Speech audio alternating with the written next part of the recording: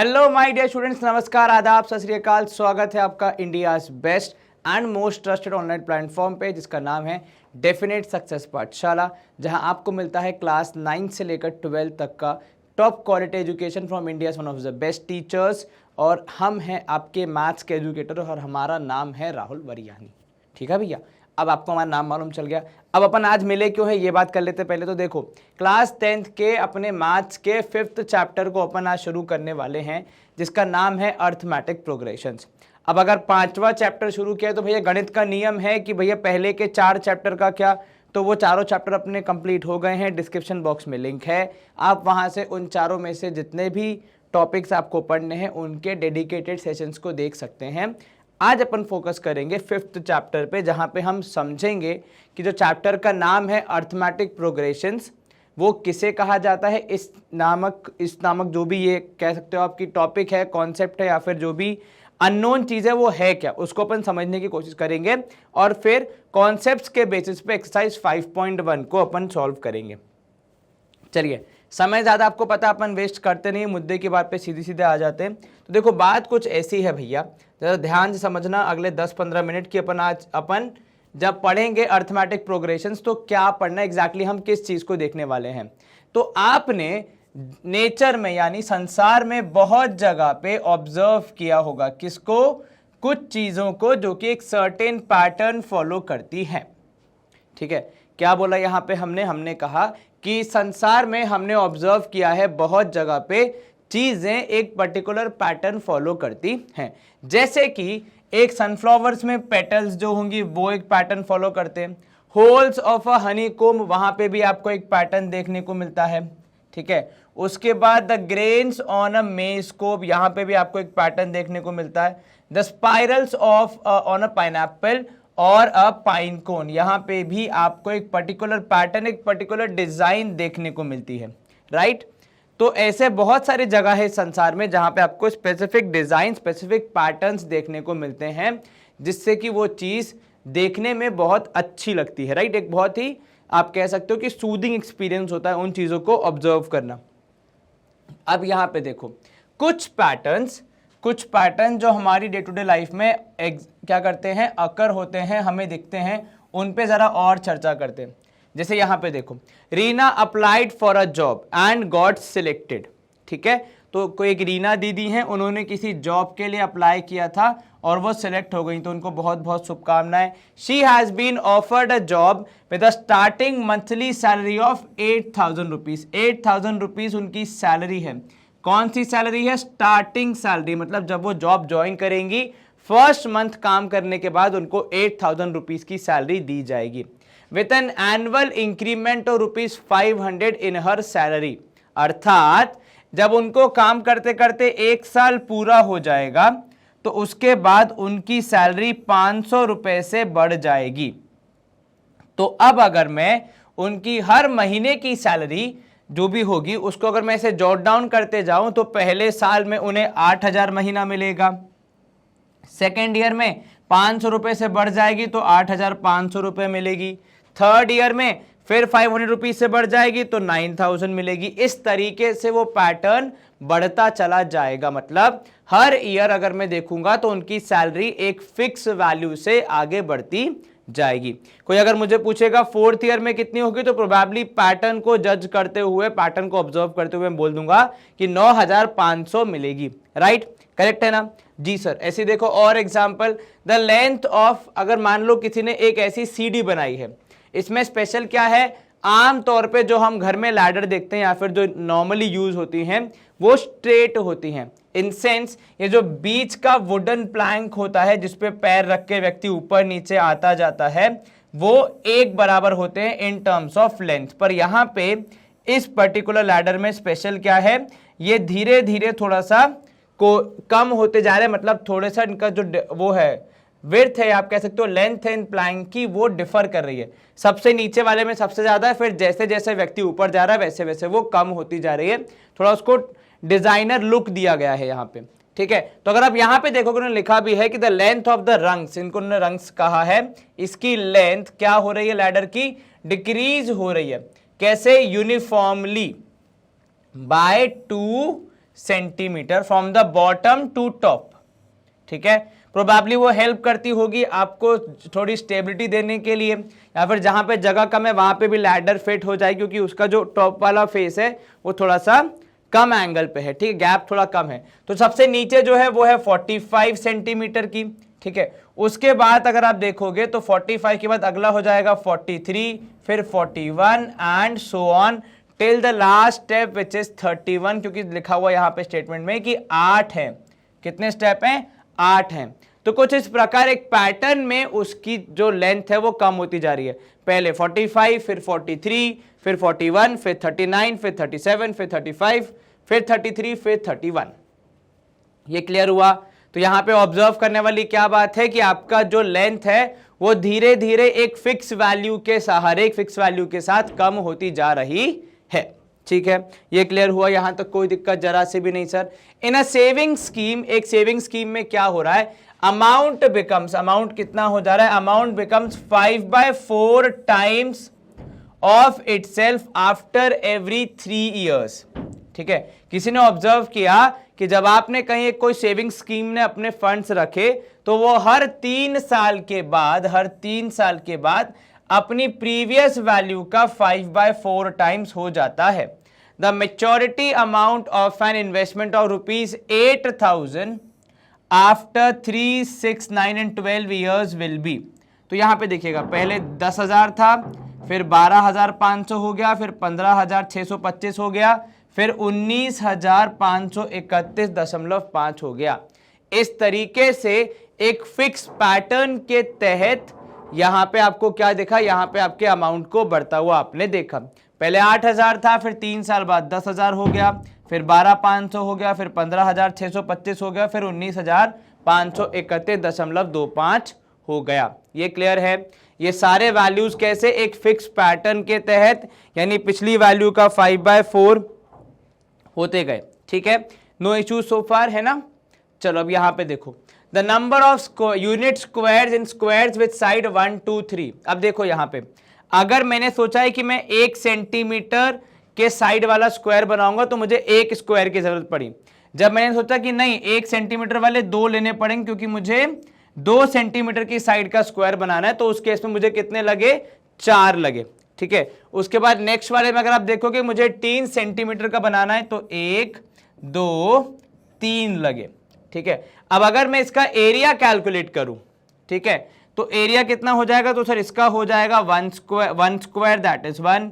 Number of squares भी देखूं या एरिया देखूं, यहां पे हो जाएगा 2 स्क्वायर, यहां पे हो जाएगा 3 स्क्वायर। ठीक है, क्योंकि मुझे यहां बनाना था 1 सेंटीमीटर का, यहां बनाना था 2 सेंटीमीटर का, और यहां बनाना था 3 सेंटीमीटर का। तो अगर मुझे कोई number of unit squares boxes पूछेगा, मतलब ऐसे 1-1 सेंटीमीटर वाले कितने लगे ये पूछेगा, तो यहां 1 लगा, यहां 4 लगे, यहां 9 लगे, जिसको हम यहां पे स्क्वायर्स के रूप में एक्सप्रेस कर रहे हैं। इतना क्लियर है? यहां तक तो कोई दिक्कत नहीं है, जरा से भी नहीं सर, आसानी से हो गया। चले अब यहां देखिए, एक और एग्जाम्पल है। शालिका ने क्या किया? 100 रुपीज को अपनी डॉटर के मनी बॉक्स में, जिसे आप कह सकते हो पिगी बैंक भी कह सकते हो, उसमें रखे when she was 1 year old. तो जब शालिका की बेटी 1 साल की हुई तब उन्होंने अपनी बेटी को कैश देने की जगह, क्योंकि वो 1 साल की है, वो क्या ही स्पेंड करती, उसको एक मनी बॉक्स में डाल दिया। ठीक है, उसके बाद उन्होंने क्या किया? उन्होंने हर साल एवरी ईयर इस अमाउंट को, ये जो 100 रुपीज था उसको हर साल इंक्रीज किया, कितने से? 50 रुपए से। तो पहले साल रखे थे उन्होंने 100 रुपए, दूसरे साल रखे उन्होंने 150 रुपीज, थर्ड ईयर में उन्होंने रखे कितने? थर्ड ईयर में उन्होंने रखे 200 रुपीज, फोर्थ ईयर में उन्होंने रखे 250 रुपीज। इस तरीके से हर साल वो अपनी सेविंग्स को 50-50 रुपीज से बढ़ाती गई। ठीक है, ये क्लियर है? क्या यहाँ पे भी आपको एक पैटर्न देखने को मिला? हाँ जी सर। तो हमें यहाँ पे 5 एग्जाम्पल दिखे, छठवां एग्जाम्पल और है आपके समक्ष। यहाँ पे अगर आप देखोगे, a pair of rabbits are too young to produce in their first month. ठीक है, in the second and every subsequent month they produce a new pair. ठीक है भैया, each new pair of rabbits produces number of pair. यहाँ पे आप rabbits का क्या हो रहा है? रैबिट्स के पेयर बनते जा रहे हैं। ठीक है, तो अगर आप यहाँ पे देखोगे तो पहले 1 पेयर था, फिर फर्स्ट मंथ में क्योंकि वो अभी बहुत छोटे थे तो एक ही पेयर रहा, सेकेंड मंथ में उनके पेयर हो गए 2, उन्होंने अपने एक ऑफ स्प्रिंग को जन्म दिया। फिर थर्ड मंथ में यही 2 के हो गए कितने, 2 के हो गए 3, राइट है ना। फोर्थ मंथ में आप क्या देखोगे भैया, फोर्थ मंथ पे यहां पे हो जाएंगे 5, ठीक है। इस तरीके से जब टाइम बढ़ते जाएगा तो रैबिट्स के पेयर भी बढ़ते जाएंगे, डिपेंडिंग ऑन द कंडीशन कि हर नया पेयर एक मंथ के लिए ऑफस्प्रिंग प्रोड्यूस नहीं करेगा, बट उसके बाद वो ऑफस्प्रिंग प्रोड्यूस करेगा, दैट इज देयर ड्यूटी, वो ऐसा कर सकते हैं, ठीक है। चलो ऑल गुड टू गो है जी। तो यहां पे अगर आप इनके पैटर्न को भी ऑब्जर्व करोगे तो कुछ इस तरीके से पैटर्न बन रहा है, वेयर 1 1 2 3 5 8 करके आपको यहां पे नंबर ऑफ रैबिट के पेयर्स दिख रहे हैं इन डिफरेंट मंथ्स, ठीक है। इन द एग्जाम्पल्स अबव, जो अभी हमने एग्जाम्पल्स देखे, 6 एग्जाम्पल हमने देखे, ठीक है। कहीं पे सेविंग्स हो रही थी, कहीं पे इन्वेस्टमेंट हो रहा था, कहीं पे आप स्क्वायर्स गिन रहे थे, कहीं पे आप रैबिट्स गिन रहे थे, जिसमें कुछ अलग अलग टर्म्स एंड कंडीशंस थी। आपको क्या दिखा, आपको ये दिखा या आपको ये समझ में आया होगा कि कुछ में इन सम, कुछ एग्जाम्पल्स में आपकी जो सक्सीडिंग टर्म्स है, मतलब जो अगली आने वाली टर्म्स हैं, जो नेक्स्ट टर्म है, उसको ऑब्टेन कर सकते हैं आप bye adding a fix number, in others by multiplying with a fixed number. In others we find that there are squares of the consecutive numbers and so on. तो भैया add करने वाला किसमें हुआ सिस्टम, सर ऐड करने वाला हुआ एक वो सैलरी वाले में और दूसरा वो सेविंग्स वाले में, राइट है ना। अब उसके बाद मल्टीप्लाई वाला किसमें हुआ था, जिसमें वो इन्वेस्टमेंट किया था एंड 5/4 हो गया था। स्क्वायर्स वाला किसमें हुआ था, जिसमें हमने एग्जाम्पल ही स्क्वायर का लिया था कि 1 स्क्वायर 2 स्क्वायर 3 स्क्वायर, ऐसे करके हमें जो यहां पे नंबर्स मिले उनमें सब में कोई ना कोई पैटर्न फॉलो हो रहा था, कोई ना कोई लॉजिक वहां पे लग रहा था, जिसको आप अपने शब्दों में इजीली बयां कर पा रहे थे कि यहां पे क्या हो रहा है और क्या नहीं हो रहा है, ठीक है। ये क्लियर हुआ जी। तो यहां पे ऐसे ही आपने कुछ ऑप्शंस को, कुछ ऑब्जर्वेशंस को यहां पे देखा। अब अपन जरा इस पे चर्चा करेंगे। देखो ये जो पूरा आपने सारे वो 6 एग्जाम्पल्स देखे, ठीक है, उन्हें आप कहते हैं सीक्वेंसेस। क्या कहते हैं उन्हें, आप कहते हैं सीक्वेंसेस, ठीक है।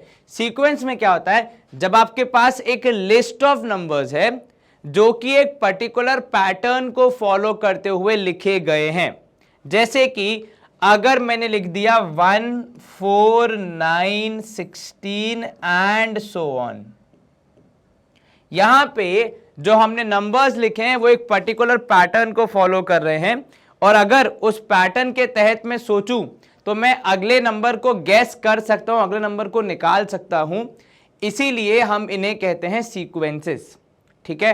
तो ऐसे नंबर्स या फिर ऐसी लिस्ट ऑफ नंबर्स, कभी कभी इसमें अल्फाबेट्स भी आ जाते हैं depending on the choice of the person who is making it. तो ऐसा कोई सेट ऑफ या लिस्ट ऑफ नंबर्स या list of combination of numbers and letters both, जिसमें कि कोई लॉजिकल पैटर्न फॉलो करके, कोई एक्सप्लेनेबल पैटर्न फॉलो करके आपने वो लिस्ट बनाई है, उसे आप सीक्वेंस कहते हैं। अब जहां पे अगर मान लो मैं यहां पे कह दूं कि भैया एक सेट है मेरे पास, फॉर एग्जांपल 1 3 देन लिखा मैंने 7, उसके बाद लिख दिया 10 एंड सो ऑन। अब अगर कोई यहां पे इसको इवैल्यूएट करे तो 1 और 3 के बीच में गैप है 2 का, 3 और 7 के बीच में गैप है 4 का, 7 और 10 के बीच में गैप है 3 का। अब जैसे ही मैंने गैप ऑफ 3 देखा, आप और मैं दोनों सोच रहे हैं कि यहाँ पे 3 क्या कर रहा है। मतलब मान लो अगर यहाँ पे गैप होता 6 का और ये होता 16, या ये होता मान लीजिए 6 ये होता 13, वुड हैव मेड सेंस। मान लो अगर यहाँ पे गैप होता 8 का, 7 + 8 हो जाता, यहाँ पे 8 और 8 16 1 17, would have made sense, right है कि नहीं। सॉरी 17 होता 15, would have made sense, right. But लेकिन यहाँ पे 3 आ रहा है। अब कोई मुझसे पूछे कि सर आपने वहां पे वो 10 क्यों लिखा, what is the logic that you are following, मैंने कहा हमारा मन कर रहा था इसलिए लिख दिए, या मेरा मन कर रहा था इसलिए मैंने लिख दिया, या कोई स्पेसिफिक ऐसा सोचे नहीं है लॉजिक, पर सोचेंगे तो बता देंगे, पर फिलहाल तो ऐसे ही मन कर रहा था इसलिए लिख दिया। तो इस टाइप से अगर मैं सोच रहा हूं तो फिर मैं शायद सीक्वेंस फैमिली में या फिर सीक्वेंसेस की बात नहीं कर रहा हूं। पर अगर I am writing a set of number, for example लिखा मैंने यहाँ पे देखो 1, देन लिखा मैंने 2 3 4, फाइन, फेयर इनफ। ये हमने देखा यहाँ पे, ये set of numbers is following a logical argument कि आप नेक्स्ट नंबर के लिए +1 कर रहे हो। फॉर एग्जाम्पल अगर लिख दिया मैंने 2, 3, 5, 7, 11, 13 एंड सो ऑन, तो यहाँ पे मेरा लॉजिक क्या है, मैं एक प्राइम नंबर्स का सीक्वेंस बना रहा हूँ, प्राइम नंबर्स की लिस्ट बना रहा हूँ। Fair enough, I would call it a sequence. लिखा मैंने 1, फिर लिखा 8, फिर लिखा 27 and then 64 and so on. यहाँ पे मैं क्या कर रहा हूँ, नंबर्स के क्यूब की लिस्ट बना रहा हूँ। फेयर इनफ, ठीक है। अगर मान लो लिखा मैंने यहाँ पे फॉर एग्जाम्पल 3, देन लिखा मैंने 5, देन लिखा यहाँ पे कितना, फॉर एग्जाम्पल यहाँ पे लिखा मैंने 7, 9, 11, I am making a list of odd number starting from 3. So I have a specific logic in all these set of numbers, all these sequence, all this list of numbers. तो इन सबको मैं क्या कहूंगा, इन सबको मैं सीक्वेंस कहूंगा। अब मान लो मैं लिख दिया यहाँ पे, आपने लिखा 3, देन लिखा 12, देन लिखा 48 एंड सो ऑन। यहाँ पे भी मैं क्या कर रहा हूँ, 4 से मल्टीप्लाई कर रहा हूँ, 3 4 12, 12 4 48, 48 4 जितना करूंगा वो नेक्स्ट नंबर आएगा। So there is a logical argument that is coming up. There is a, you can say, a prediction that what will be the next value. इन सारे केसेस में आप ये भी प्रेडिक्ट कर सकते हो कि अगली वैल्यू क्या आएगी based on the previous pattern. पर यहाँ पे जैसे मैंने ऐसा कुछ वियर्ड सा कर दिया, आप नेक्स्ट वैल्यू भी गेस नहीं कर सकते, तो उस केस में आप इनको सीक्वेंस नहीं कहोगे। पर ये जो सारे एग्जाम्पल्स हमने लिखे, ये सभी सीक्वेंस फैमिली का पार्ट है, ठीक है। कुछ में आपने एडिशन का लॉजिक लगाया, कुछ में आपने कोई स्पेसिफिक प्रॉपर्टी का लॉजिक लगाया, कुछ में आपने कोई मैथमेटिकल टूल का यूज किया, जैसे यहां पे आपने क्यूबिंग करी, राइट। यहां पे भी आपने एडिशन का लगाया लॉजिक, यहां आपने मल्टीप्लिकेशन का लॉजिक लगाया, ठीक है, एंड सो ऑन। आपको ऐसे हजारों एग्जाम्पल मिल जाएंगे जहां पे आप कोई मैथमेटिकल लॉजिक का इस्तेमाल करके, कोई स्पेसिफिक लॉजिक का इस्तेमाल करके बता पाओगे कि क्या और किस तरीके से आपकी वो चीज हुई। Is this clear? यहां तक कोई दिक्कत जरा से भी नहीं। सर चलिए, बहुत बढ़िया, चलो क्लियर हो गया। हमने सीक्वेंसेस को देख लिया। अब थोड़ा और आगे बढ़ते हैं और थोड़ी बात करते हैं अपन यहाँ पे कि क्या अपन पढ़ने वाले हैं। तो इस चैप्टर में हम फोकस करेंगे अर्थमेटिक प्रोग्रेशंस पर। सर ये कुछ समझ नहीं आया, अभी तक हम सीक्वेंसेस को डिस्कस कर रहे थे, ठीक है, उसमें से आप आ गए एकदम से अर्थमेटिक प्रोग्रेशन पे। ये कैसे हुआ? तो थोड़ी सी मैं आपको यहाँ पे कहानी समझा देता हूँ। देखो, सीक्वेंसेस में आप बहुत तरीके के लॉजिक ले सकते हो स्क्वायर्स का, क्यूब्स का, मल्टीप्लिकेशन का, एडिशन का, सब्ट्रैक्शन का, कोई भी स्पेसिफिक पैटर्न आप फॉलो कर सकते हो। तो उसमें से एक ब्रांच हमारी निकलती है, एक सब ग्रुप बनता है सीक्वेंसेस में से, जो कि मैथमेटिकल ऑपरेशंस पे बेस्ड होता है पूर्णतः, ठीक है। तो एक ऐसी ब्रांच जो कि मैथमेटिकल ऑपरेशंस का इस्तेमाल करके आपके लॉजिक्स को यहां पे डिफाइन करती है और उसे आप कहते हैं प्रोग्रेशंस। तो अब यूं देख सकते हैं कि भैया सीक्वेंसेस के अंदर एक सब ग्रुप होता है। क्या है भैया? ये एक सब ग्रुप है, ठीक है, विच इज कॉल्ड प्रोग्रेशंस, ठीक है, जो कि मैथमेटिकल ऑपरेशंस का इस्तेमाल करता है, जैसे एडिशन, सब्ट्रैक्शन, मल्टीप्लिकेशन, डिवीजन, ठीक है, ऐसे तरीके से। इसमें अंदर मेजरली 3 आते हैं। एक होता है अर्थमेटिक प्रोग्रेशन, जिसे शॉर्ट्स में प्यार से कहा जाता है एपी। एक होता है ज्योमेट्रिक प्रोग्रेशन, जिसे आप कहते हैं जीपी, और एक होता है एचपी यानी हार्मोनिक प्रोग्रेशन, ठीक है। अब जो एपी है जिसपे हम कंसंट्रेट करने वाले हैं, वो बेसिकली आपके मूलभूत मैथमेटिकल ऑपरेशन, यानी बहुत ही basic mathematical operation of addition and subtraction पे फोकस करता है। किस पे? Addition and subtraction. यानी एक ऐसी लिस्ट ऑफ नंबर्स, एक ऐसा सीक्वेंस जिसमें नंबर्स के बीच में कोई एक फिक्स वैल्यू ऐड या सब्ट्रैक्ट हो रही है, उसे आप कहते हैं अर्थमेटिक प्रोग्रेशन। एक बार दोबारा समझना, अ लिस्ट ऑफ नंबर्स, ठीक है, लिस्ट ऑफ नंबर्स जिसमें पैटर्न क्या होगा, तो लिस्ट ऑफ नंबर्स जिसमें पैटर्न जो है आपका वो है एक फिक्स वैल्यू का एडिशन या सब्ट्रैक्शन। ठीक है, इज दिस क्लियर? जैसे अगर आप यहां पे देखोगे जो एग्जांपल्स हमें यहां पे दिए, जरा इनको थोड़ा एवेलुएट करोगे तो पहले वाला आपका जो सीक्वेंस है वो एक अरिथमेटिक प्रोग्रेशन है, क्योंकि सब नंबर्स के बीच में आप देखोगे तो गैप एक फिक्स वैल्यू है, और अगर आप एवेलुएट करोगे तो हर नए नंबर को लाने के लिए प्रीवियस नंबर में +1 किया। जैसे यहाँ पे 1 + 1 किया तो 2, 2 + 1 किया तो 3, 3 + 1 किया तो 4। सेकेंड वाले एग्जाम्पल को देखो जरा, यहाँ पे वो भी एक एपी है ना। इफ आई इवेलुएट 100 में से 30 माइनस किया तो 70 आया। ठीक है, फिक्स वैल्यू का सब्ट्रैक्शन हो रहा है यहाँ पे। 70 में से 30 माइनस किया तो 40 मिलेगा, 40 में से 30 माइनस किया तो 10 मिलेगा। So what is the pattern that we are observing, कि जो लिस्ट ऑफ नंबर्स हमने यहाँ पे बनाई है उसमें हर नए नंबर के लिए प्रीवियस नंबर में से 30 को माइनस किया है। ठीक है, नेक्स्ट अगर आप देखोगे तो यहाँ पे आपने +1 किया है, -3 + 1 करोगे -2, -2 + 1 करोगे -1, -1 + 1 करोगे 0 एंड सो ऑन। ठीक है, फोर्थ वाले में हमें डाउट हो सकता है कि सर ये एपी है या नहीं है।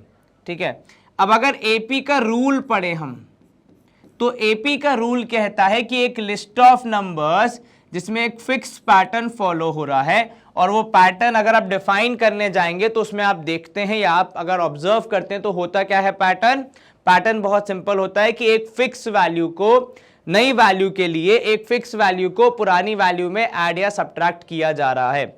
अगर स्पेसिफिक इस एग्जांपल की बात करें तो अगर मैं 3 में 0 ऐड कर दूं तो मुझे 3 मिल जाएगा, फिर इस 3 में 0 ऐड कर दूं तो मुझे 3 मिल जाएगा, फिर इस वाले 3 में 0 ऐड कर दूं तो 3 मिल जाएगा। तो कुल मिला के जो रूल है वो यहां पे फॉलो हो रहा है, दैट इज हर नई वैल्यू के लिए प्रीवियस वैल्यू में प्लस किया जा रहा है किसी पर्टिकुलर वैल्यू को। अब यहां पे अगर वो 0 है तो उसमें किसी का फॉल्ट नहीं है। ठीक है, तो देखने में भले ये लगे कि ये एपी ना है, क्योंकि सेम ही नंबर हो रहा है, आप आगे तो बढ़ ही नहीं रहे हो। मतलब अगर आप कहते हो कि ये एपी है यानी प्रोग्रेशन है यानी आगे बढ़ने वाली चीज है, तो उसमें आगे बढ़ना कहां हुआ, वो तो वही चल रहा है। ठीक है, पर लेकिन इसमें क्योंकि हम अगर रूल्स के हिसाब से देखें तो fix value in the form of 0 is getting added, hence it is a arithmetic progression. अब यहाँ पे माइनस अगर आप देखोगे यहाँ पे कितना हुआ, तो यहाँ पे -0.5 हुआ, फिर -1.5 से -2 गए तो फिर से -0.5 हुआ, नेक्स्ट वाले में फिर से -0.5 हुआ एंड सो ऑन। तो ये भी एक एपी होगा। ठीक है, each of the numbers in the list is called a term. इस हर एक वैल्यू को यहां पे आप क्या कहते हो, टर्म कहते हो। Is this clear? आपको एपी समझ में आए, आपको सीक्वेंस समझ में आए, एक क्विक रिवीजन कर लें तो देखो हमने क्या चर्चा की थी कि सीक्वेंसेस में हम एक लॉजिकल पैटर्न फॉलो करते हैं जिसको हम इजीली किसी को भी एक्सप्लेन कर सकते हैं और जिसकी नेक्स्ट टर्म निकालना हमारे लिए पॉसिबल होता है या फिर प्रिडिक्ट करना हमारे लिए पॉसिबल होता है। इसमें ऐसे लिस्ट जैसे कि यहां पे लिख दिया मैंने 1 3 7 10, ये नहीं आएगा क्योंकि यहां पे मैं कोई लॉजिकल पैटर्न फॉलो नहीं कर रहा हूं, बस रैंडमली नंबर्स को लिखते जा रहा हूं। लेकिन बाकी सब में चाहे एडिशन का लॉजिक हो, चाहे प्रॉपर्टी ऑफ नंबर्स का लॉजिक हो, चाहे कोई मैथमेटिकल टूल हो क्यूब करने का, या चाहे एडिशन हो या चाहे मल्टीप्लीकेशन हो, मैं एक लॉजिकल आर्ग्यूमेंट यहां पे पुट फॉरवर्ड कर पा रहा हूं इन नंबर्स को लिखने का। So that is a sequence. Now under sequence एक सब ग्रुप होता है जो कि बेसिक मैथमेटिकल ऑपरेशंस का इस्तेमाल करता है एज अ लॉजिक। ठीक है, उन्हें आप कहते हैं प्रोग्रेशंस। अब प्रोग्रेशंस के अंदर आते हैं 3, दैट इज एपी, जीपी और एचपी, जिसमें से जीपी और एचपी के बारे में आप पढ़ेंगे हायर क्लासेस में। फिलहाल आपको क्लास 10th में कॉन्सेंट्रेट करना है एपी पे, जहां पे आप क्या बोलते हैं कि हम एक फिक्स वैल्यू को हमारी प्रीवियस वैल्यू में ऐड या सब्ट्रैक्ट कर रहे हैं। ठीक है, so how is a AP form? From a starting point, from a point जहां से भी आप शुरू कर रहे हैं, जहां से मामला शुरू हो रहा है, वहां से जब भी मैं कोई नया नंबर निकालने को देख रहा हूं, जब भी मैं अगला नंबर फाइंड करने को देख रहा हूं, तो मैं प्रीवियस नंबर में एक फिक्स वैल्यू का एडिशन या सब्ट्रैक्शन कर रहा हूं। और सीक्वेंसेस का बेसिक रूल भी यह है कि आपको नेक्स्ट नंबर प्रूफ का पता लगाने के लिए कुछ लॉजिक मिलना चाहिए या सपोर्ट मिलना चाहिए, तो वो भी यहां पे सारे टर्म्स में देखने को मिल रहा है। एक इंपॉर्टेंट चीज, यहां पे आप ये सारे नंबर्स जो इंडिविजुअल हैं उन्हें आप टर्म के रूप में एक्सप्रेस करते या टर्म बुलाते हैं, ठीक है। अब यहां पे देखो, given a term you can write the next term in each of the list above. अगर आपको यहां पे ये ऐसा सीक्वेंस एक दे दिया जाए जो हमने पिछले 6 देखे, और आपसे कहा जाए कि इसकी अगली टर्म बताओ, मतलब अगर किसी ने 4 लिखे हैं और आपसे 5वां टर्म पूछ ले, आप बता पा रहे हैं, तो मतलब आप कहीं ना कहीं सीक्वेंसेस के साथ डील कर रहे हैं, ठीक है। अब देखो यहां पे आपने क्या ऑब्जर्व किया, व्हाट इज द पैटर्न या व्हाट इज द रूल। तो फर्स्ट वाले में ईच टर्म यानी हर number is 1 more than the preceding number, then the term preceding, मतलब पिछले वाले से कंपेयर करोगे तो इस वाले में एक ज्यादा है।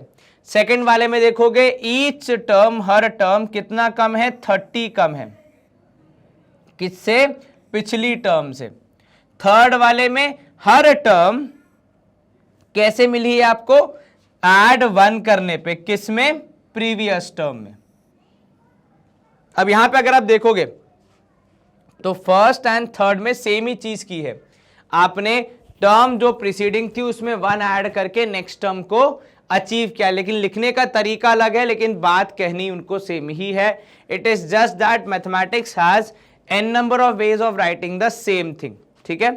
चलो अब यहां देखो फोर्थ में क्या हो रहा है यहां पे, तो सर फोर्थ में अगर हम देखेंगे तो all the terms in the list are 3, that is each term is obtained by adding or subtracting 0 in the term preceding, ठीक है। तो इसमें आपने क्या किया, ऐड या सब्ट्रैक्ट किया, कौन सी वैल्यू को, 0। तो कुछ भी ऐड करो, कुछ भी सब्ट्रैक्ट करो, अलाउड है, शर्त सिर्फ इतनी सी है कि हर नया नंबर प्रीवियस वाले में ऐड या सब्ट्रैक्ट करके आना चाहिए। ये नहीं कि आपने बोला कि सर चौथा, छठवां, आठवां, या चौथा, दूसरा, चौथा, छठवां, आठवां ये सारे पैटर्न फॉलो कर रहे हैं और पहला, तीसरा, पांचवा, सातवां कोई दूसरा पैटर्न फॉलो कर रहा है, वैसे नहीं, सारे के सारे नंबर्स को आपको एक ही पैटर्न फॉलो करना पड़ेगा। लास्ट वाले में अगर आप यहां पे आप देखोगे तो आपने क्या किया, आपने ऐड किया माइनस ऑफ 0.5, बहुत लोग इसको एक्चुअली कहेंगे कि सब्ट्रैक्शन ऑफ 0.5 है, तो बात बराबर ही है, बस उसका मीनिंग थोड़ा सा अलग है, ठीक है। From the term preceding, so each term is obtained by adding minus of 0.5 या फिर subtracting 0.5 from the previous term. तो इसमें आपके एपी में हर एक टर्म का बहुत ज्यादा इंपॉर्टेंस है, हर एक टर्म से हम अगली टर्म तक पहुंच पाते हैं। इट इज लाइक अगर वो एक भी स्टेप हम बोले तो शायद हम नेक्स्ट वाले स्टेप पे नहीं पहुंच पाएंगे, या पहुंच पाएंगे तो बहुत ज्यादा रिस्क होगा, गलती भी हो सकती है, इसलिए यहां पे हमको बहुत ध्यान देने को कहा जाता है, ठीक है। चलिए अब now in all the list above, जो लिस्ट हमने अभी यहां पे देखी थी, we see that successive terms are obtained by adding a fix number to the preceding term. तो आपने कैसे निकाली अगली टर्म या नई टर्म, तो हमने नई टर्म निकाली ऐड करके, किस में, ऐड करके एक फिक्स नंबर को इन द प्रीसीडिंग टर्म्स। क्या किया आपने, आपने एक फिक्स नंबर ऐड किया किसमें, अपने प्रीसीडिंग टर्म में, यानी पिछले वाले टर्म में, तब जाके आपको आपका टर्म मिला है, ठीक है। Such list of numbers is said to form an arithmetic progression. तो अगर आपके पास एक ऐसी लिस्ट ऑफ नंबर्स है, एक ऐसा सीक्वेंस है जो कि इस पैटर्न को फॉलो कर रहा है, कौन सा पैटर्न, जिसमें आप हर नई टर्म के लिए प्रीवियस टर्म से कुछ ऐड या सब्ट्रैक्ट कर रहे हैं, तो आप कहते हैं कि आप एक एपी बना रहे हैं। अगर मैं आपको रफली बताऊं तो जीपी में आप मल्टीप्लीकेशन करते हैं हर पिछली टर्म में नई टर्म का, ठीक है। सो अर्थमेटिक प्रोग्रेशन, जो यहां पे डेफिनेशन दी एक बार ध्यान से पढ़ना, arithmetic progression is a list of numbers sequence in which each term यानी हर नई term is obtained by adding a fix number to the preceding term except the first term, क्योंकि वहां से तो मामला शुरू हो रहा है। तो पहली टर्म को छोड़ के बाकी सारी टर्म्स में जब आप कोई एक फिक्स वैल्यू ऐड करके नई टर्म तक पहुंचते हैं तो उसको आप क्या कहते हैं, तो उसको आप बोलते हैं एक एपी। और ये जो फिक्स नंबर है जो कि आप ऐड या सब्ट्रैक्ट कर रहे हैं, इसे गणित की भाषा में कहा जाता है कॉमन डिफरेंस। ठीक है, चलिए, remember that it can B positive, negative और जीरो। तो जो कॉमन डिफरेंस है ये जीरो भी हो सकता है, ये पॉजिटिव भी हो सकता है और ये नेगेटिव भी हो सकता है। ठीक है, इज दिस क्लियर? कि यहां तक कोई दिक्कत जरा सी भी नहीं सर? चलिए, बहुत बढ़िया।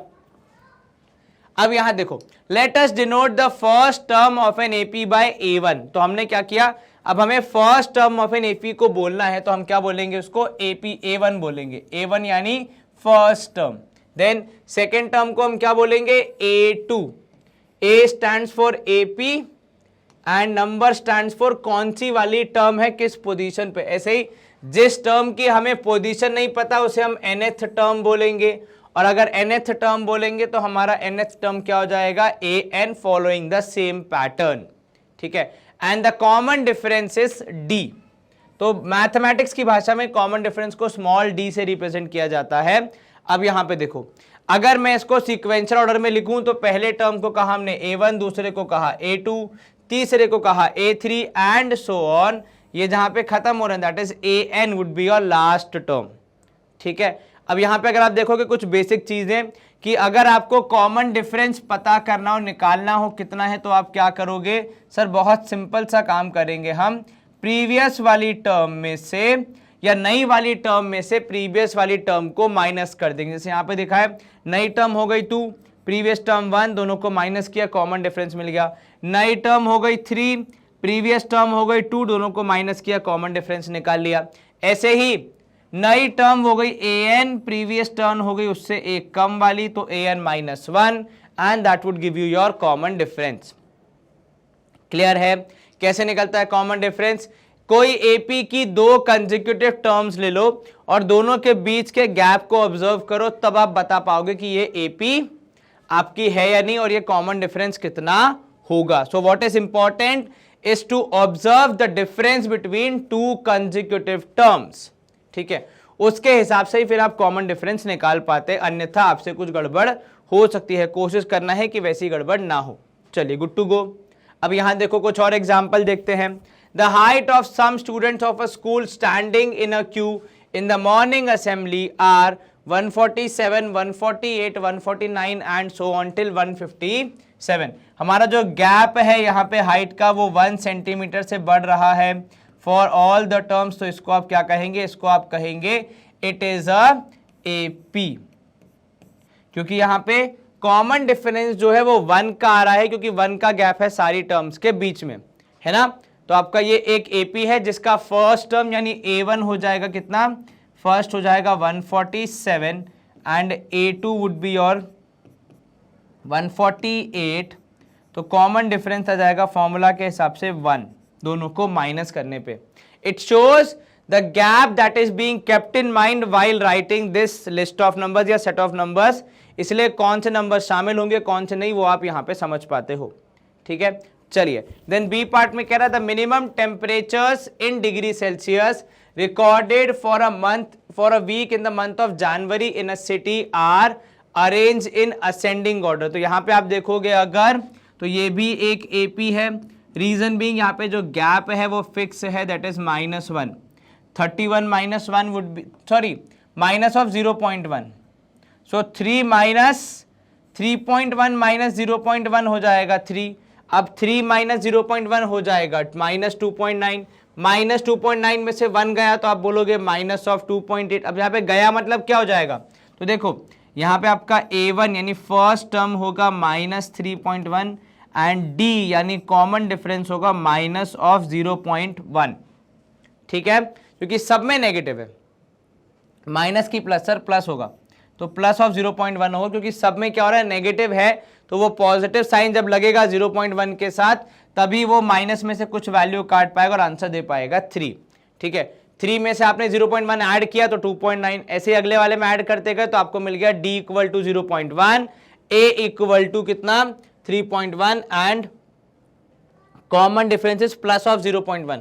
साइन का बहुत विशेष ध्यान रखना, कहां पे प्लस लगना है कहां माइनस लगना है, क्योंकि अगर आपका डी गलत हो जाएगा तो फिर काम पूरा आपका जो पूरी मेहनत है वो बर्बाद हो जाएगी, तो ध्यान रखना, ठीक है। चलो अब देखो यहां पे एक और एग्जांपल दिया है कि आपको the balance money after paying 5% of the total loan और ₹1000 एवरी मंथ इज 950। अब देखो यहां पर उन्होंने क्या किया, आपका जो बैलेंस मनी है, ठीक है, वो कम होते जा रहा है, कितने से, वो कम होते जा रहा है 50 से, ठीक है। तो आपका जो पहला एपी तो है ये बात तो पक्का ही है, क्योंकि आपने अगर गैप चेक किया हो तो गैप आ रहा है यहाँ पे 50 का, तो ये एपी है, दैट इज फॉर श्योर। पर लेकिन आगे की वैल्यूज अगर मैं देखूं तो A1 हो जाएगा सबसे पहली वैल्यू, दैट इज 950, और A2 कितना हो जाएगा सर, A2 आ जाएगा दोनों को माइनस करने पे, तो यहाँ पे हो गया माइनस ऑफ, नहीं सॉरी ये तो C हो गया, तो A हो गया आपका कितना सर, A हो गया 900, और आपका A2 आ गया, और आपका कॉमन डिफरेंस कितना आ जाएगा, तो सर कॉमन डिफरेंस आ जाएगा यहाँ पे आप देखोगे तो कैपिटल D के रूप में आपको मिलेगा, दैट इज हाउ मच, तो ये आपने लिखा A2, दोनों को माइनस किया तो आपको कॉमन डिफरेंस मिला D मिला कितना, माइनस ऑफ 50। अब यहाँ पे आप देखोगे अगर क्या यही पैटर्न चल रहा है, 950 में से 50 गया तो 900, 900 में से 50 गया तो 850, 850 में से 50 गया तो 800 and so on till it is 50। Is this clear, यहां तक कोई दिक्कत। यहां पे क्या हो रहा है, एपी तो बन रहा है, आपका पहला टर्म है 950, दूसरा टर्म है 900, आपका कॉमन डिफरेंस है -50, और इसी तरीके से ये पूरा चलेगा, ठीक है। चलो अब देखो डी पार्ट में क्या कह रहा है, यहां पे भी अगर आप नंबर्स को ऑब्जर्व करोगे तो प्रोबेबली आपको यहां पे हल्का हल्का एहसास होगा कि एपी तो दिख रही है, पर फिर भी एक बार चेक कर लेते हैं। A1 है यहाँ पे आप देखोगे तो 200 एंड A2 यहाँ पे है 250। अब कॉमन डिफरेंस क्या होता है, कॉमन डिफरेंस होता है दोनों का गैप, तो A2 minus A1 that is 250 minus 200, और चीजों को माइनस करने पे आंसर आएगा कितना सर, आंसर आएगा यहाँ पे अगर आप देखोगे तो 50 आएगा। कितना आएगा भैया आंसर, आंसर आएगा 50।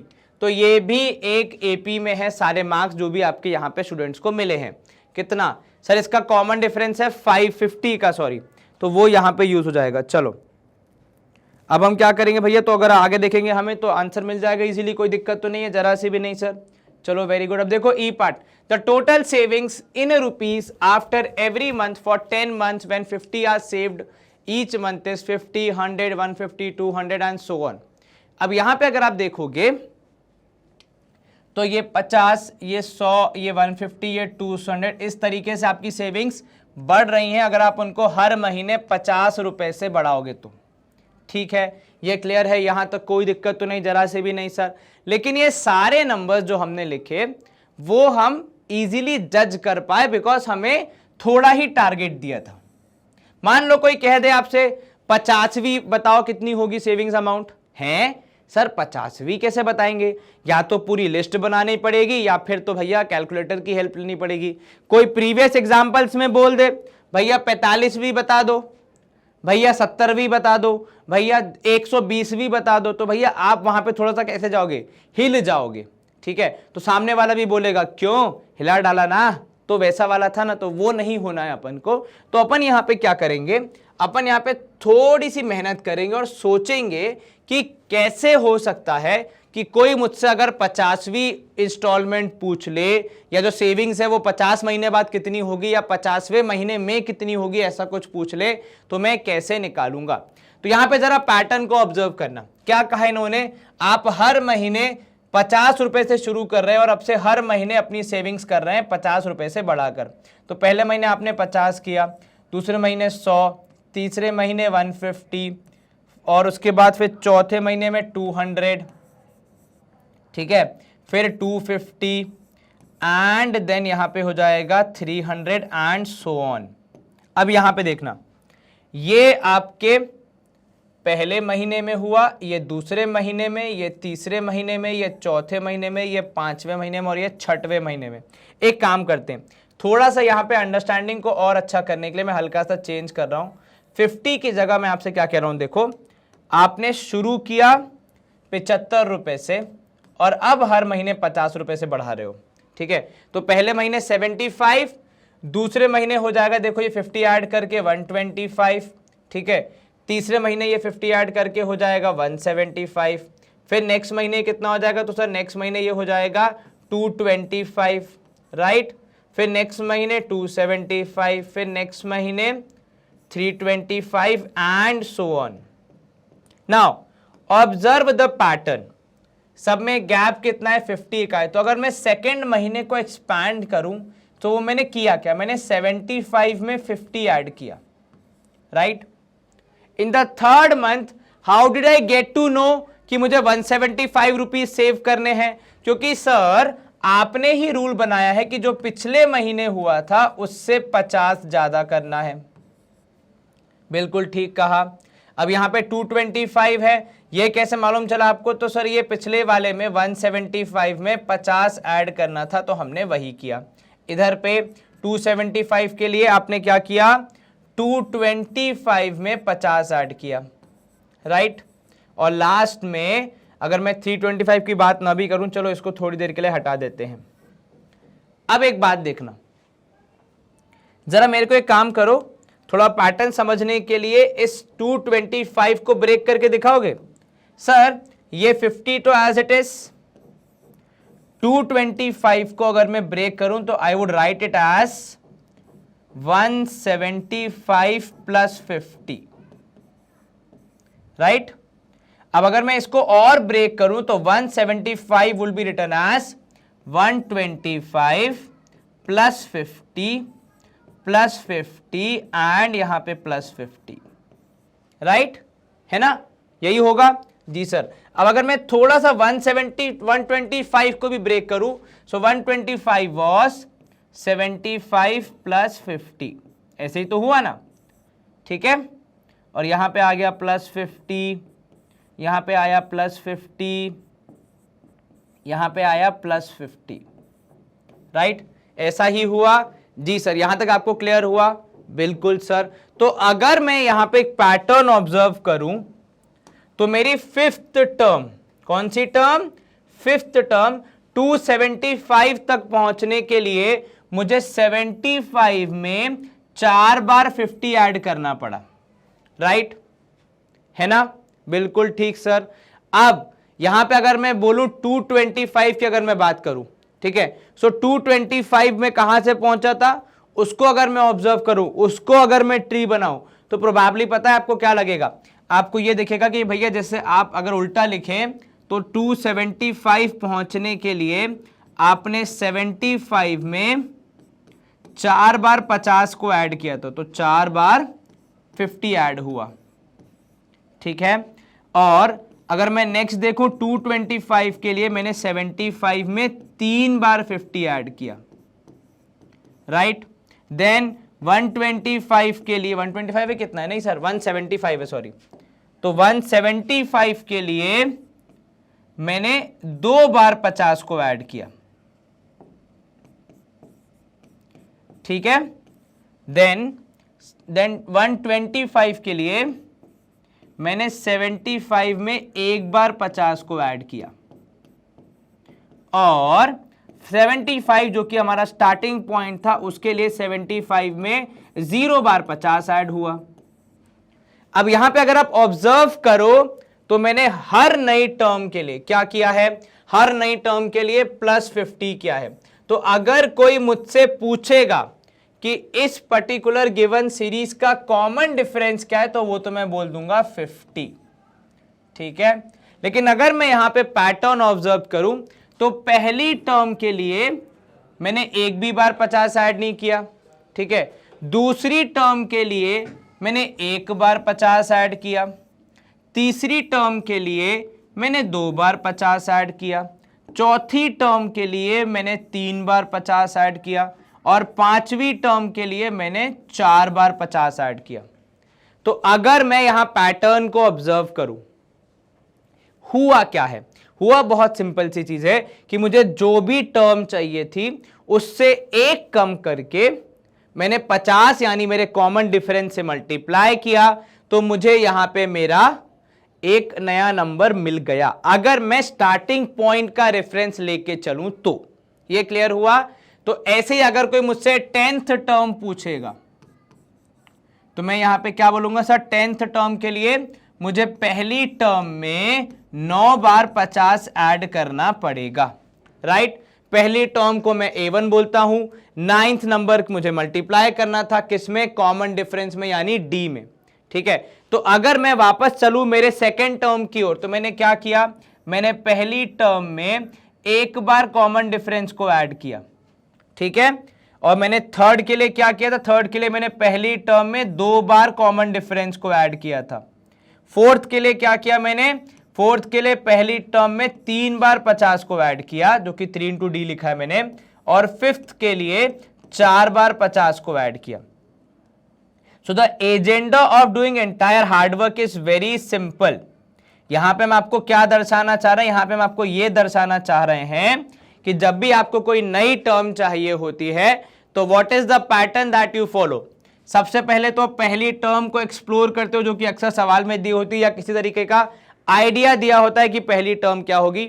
उसके बाद कॉमन डिफरेंस को आइडेंटिफाई करके सेकेंड टर्म निकालने के लिए एक बार ऐड करते हो, थर्ड टर्म के लिए 2 बार करते हो, फोर्थ टर्म के लिए 3 बार करते हो और ऐसे ही फिफ्थ टर्म के लिए 4 बार करोगे।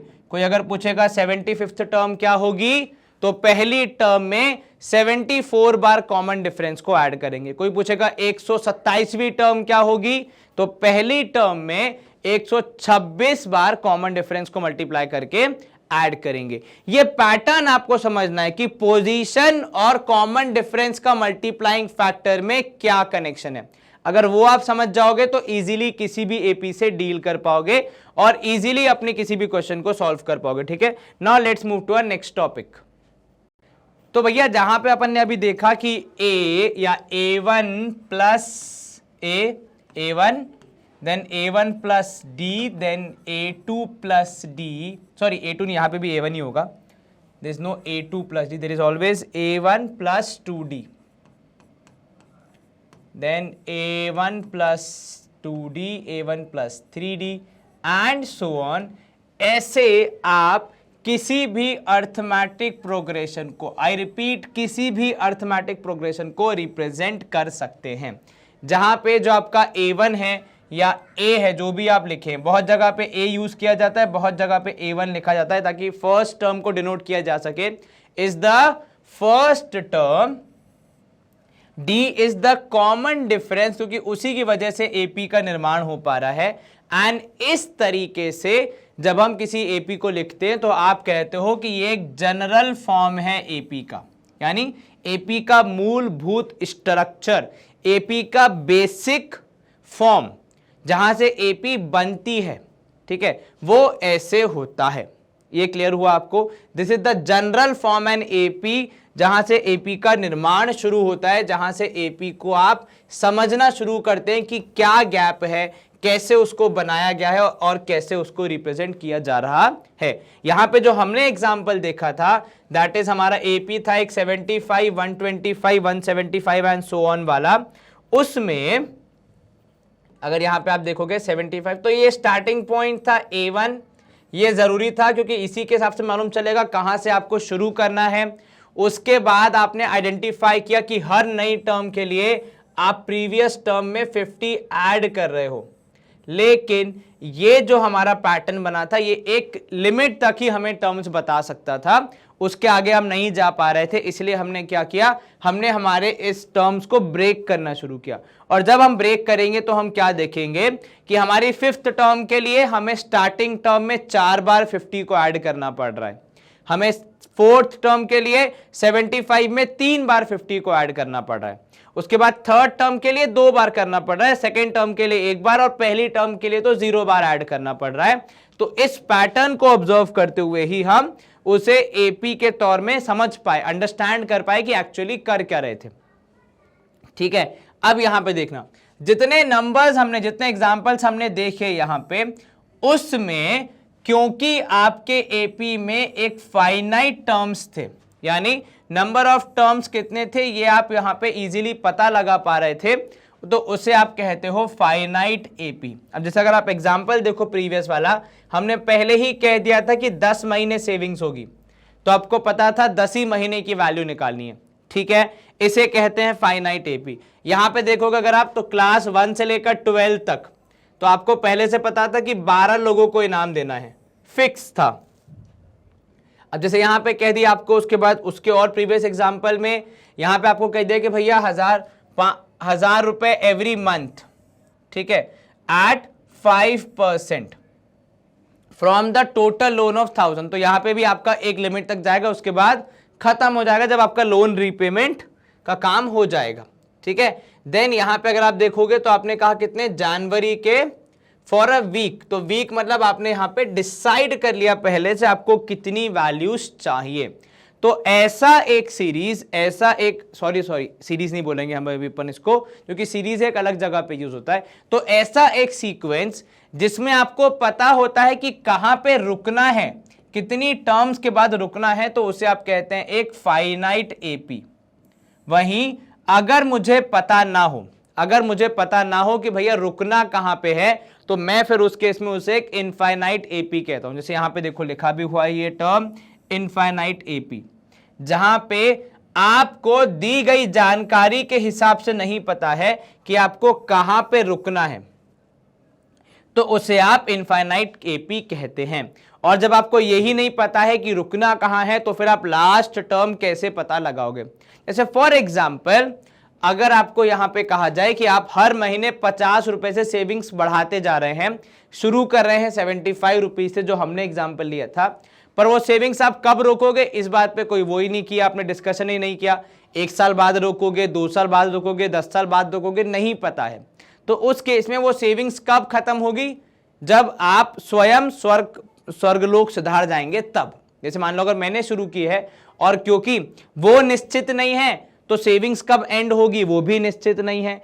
इसीलिए ऐसे केसेस में आप यहां पे अंदाजा नहीं लगा सकते कि आपका लास्ट टर्म क्या होगा, आपका एंड रिजल्ट क्या होगा। तो फिर आप यहां पे उसे कहते हैं इनफाइनाइट एपी, ठीक है। Now to know about an AP, what is the minimum information required. अगर आपको किसी एपी के बारे में पता करना है तो मिनिमम क्या जानकारी चाहिए होगी, भाई उसका नाम, पता, एड्रेस क्या चाहिए होगा। What all information do you need. क्या सिर्फ पहली टर्म पता होना काफी है, और क्या आपको सिर्फ अगर कॉमन डिफरेंस पता हो तो भी काफी है। जरा सोच के देखो, मैंने आपसे कह दिया कि एक एपी है जिसका कॉमन डिफरेंस है 25, ठीक है सर, बताओ एपी क्या है। कॉमन डिफरेंस है 25, बताओ एपी क्या है। सर 0, 25, 50। मैंने कब कहा वो 0 से स्टार्ट हो रही है, अगर वो -50 से स्टार्ट हो रही होगी तो हाँ यार सर तब भी तो एपी कहलाएगी। भाई अगर -50 से स्टार्ट हो रही होगी तो -50, -25, 0, 25, 50। अगर वो 10 से स्टार्ट हो रही होगी तो 10, 35, देन उसके बाद अगर आप ऐड करोगे 60, देन आ जाएगा 85। इस तरीके से भी तो चल सकती है। तो फिर आपको अगर मैं केवल दे दूं फर्स्ट टर्म क्या है, तो जैसे मैंने आपको दे दिया भैया फर्स्ट टर्म है हमारी एपी की 17। अब मैं रुक गया, अब आप भी रुके हो, आगे कुछ बोलोगे गुरुजी 17 का करना क्या है, तो फिर केवल फर्स्ट टर्म या फिर केवल कॉमन डिफरेंस का पता होना हमें एपी बनाने में हेल्प नहीं करेगा। रादर हमें क्या चाहिए होगा, हमें चाहिए होगा हमेशा दोनों, यानी फर्स्ट टर्म और कॉमन डिफरेंस। अगर दोनों पता होंगे या हमारे पास ऐसी सेट ऑफ इंफॉर्मेशन होगी जिससे ये दोनों को निकाला जा सकता है, तभी हम एपी बना पाएंगे, अन्यथा हम एपी नहीं बना पाएंगे, एपी नहीं ढूंढ पाएंगे। जैसे यहां पे अगर आप देखोगे पहली टर्म 6 है, कॉमन डिफरेंस है 3, तभी मेरी एपी बन पाएगी। अगर मेरे पास कॉमन डिफरेंस और पहली टर्म नहीं होगी तो फिर मैं एपी नहीं बता पाऊंगा। जैसे यहां पे मैंने क्या किया, एक नया कॉमन डिफरेंस ले लिया -3, फर्क केवल एक माइनस साइन का है, लेकिन मेरी पूरी एपी चेंज हो गई। पहला टर्म के अलावा बाकी सारी टर्म्स यहां पे चेंज हो गई।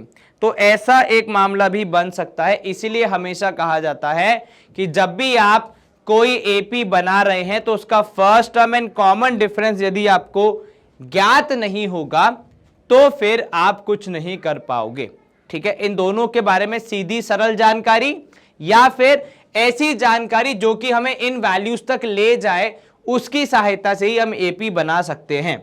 ठीक है, तो या तो ए और डी पता हो या फिर ऐसी इंफॉर्मेशन पता हो जिसके थ्रू मैं ए और डी की वैल्यू पता लगा सकता हूं। ठीक है, जैसे यहां पे अगर आप देखोगे कुछ एग्जांपल दिए हैं, a -7 d -2, तो आपकी एपी हो गई -7 -9 -11 -13 एंड सो ऑन। यहां पे a है 1, d है 0.1, तो आपकी एपी बन गई यहां पे। ठीक है, यहां पे a है 1, d है 1/2, तो आपकी एपी बन गई कुछ इस प्रकार। ठीक है, अब यहां पे अगर आपका a है 2 और d है 0, मुझे भले ही d दे दो 0, जिसको मैं d बोल रहा था, सॉरी, तो भले आप मुझे d दे दो 0, पर मुझे अब बताना तो चाहिए आपको कि d की वैल्यू क्या है, क्योंकि d की वैल्यू से डिसाइड होता है अगली टर्म कौन सी आने वाली है, कौन सी बनने वाली है। इतना क्लियर है? यहां तक कोई दिक्कत तो नहीं, जरा सी भी नहीं सर, ये तो आसानी से हो गया। चलिए, बहुत बढ़िया। अब यहां देखो, so if you know what a and d are, you can list an AP. अगर आपको कोई a और d की वैल्यू दे दे तो आप आसानी से एपी की लिस्ट बना सकते हैं। ठीक है, what about the other way round, मतलब अगर कोई आपको लिस्ट ऑफ नंबर्स दे दे तो क्या आप कह सकते हैं वो एपी है या नहीं है, और यदि अगर है तो उसका ए और डी क्या होगा? भाई अगर आपको ए और डी दे दिया और एपी बनाने को बोल दी, तो अगर आप वो बनाने का कार्य कर सकते हैं, तो क्या आप, अगर आपको एक लिस्ट ऑफ नंबर्स दिया है, तो वहां से आसानी से ये आइडेंटिफाई नहीं कर सकते कि ये एपी है या नहीं है, और अगर है तो ए और डी क्या होगा? बिल्कुल कर सकते हैं सर, ऐसी कोई बात तो है नहीं। तो यहां पे देखो, since A is the first term it can be easily written, ये तो बात सही है। अगर क्योंकि हम ए जो यूज करते हैं वो पहली टर्म के लिए यूज करते हैं, तो वो आइडेंटिफाई करना तो कोई बड़ी बात नहीं है। We know that in an AP. अब हम बाकी बातें कैसे पता लगाएंगे कि वेदर वो एपी है या नहीं, तब तो आगे का सवाल होगा। सबसे पहले आप क्या करोगे, सबसे पहले आप एपी का जो मूल बेसिक फंडा है वो वहां पे सोचोगे। क्या होता है मूल फंडा? क्या हमने सीखा है कि हर नई टर्म के लिए, हर सक्सीडिंग टर्म के लिए ऑब्टेन किया है, जो आपने हर सक्सीडिंग टर्म पाई है, हर सक्सीडिंग टर्म आपको मिली है, क्या उसको पाने के लिए कुछ फिक्स वैल्यू का एडिशन या सब्ट्रैक्शन किया गया है प्रीसीडिंग टर्म में?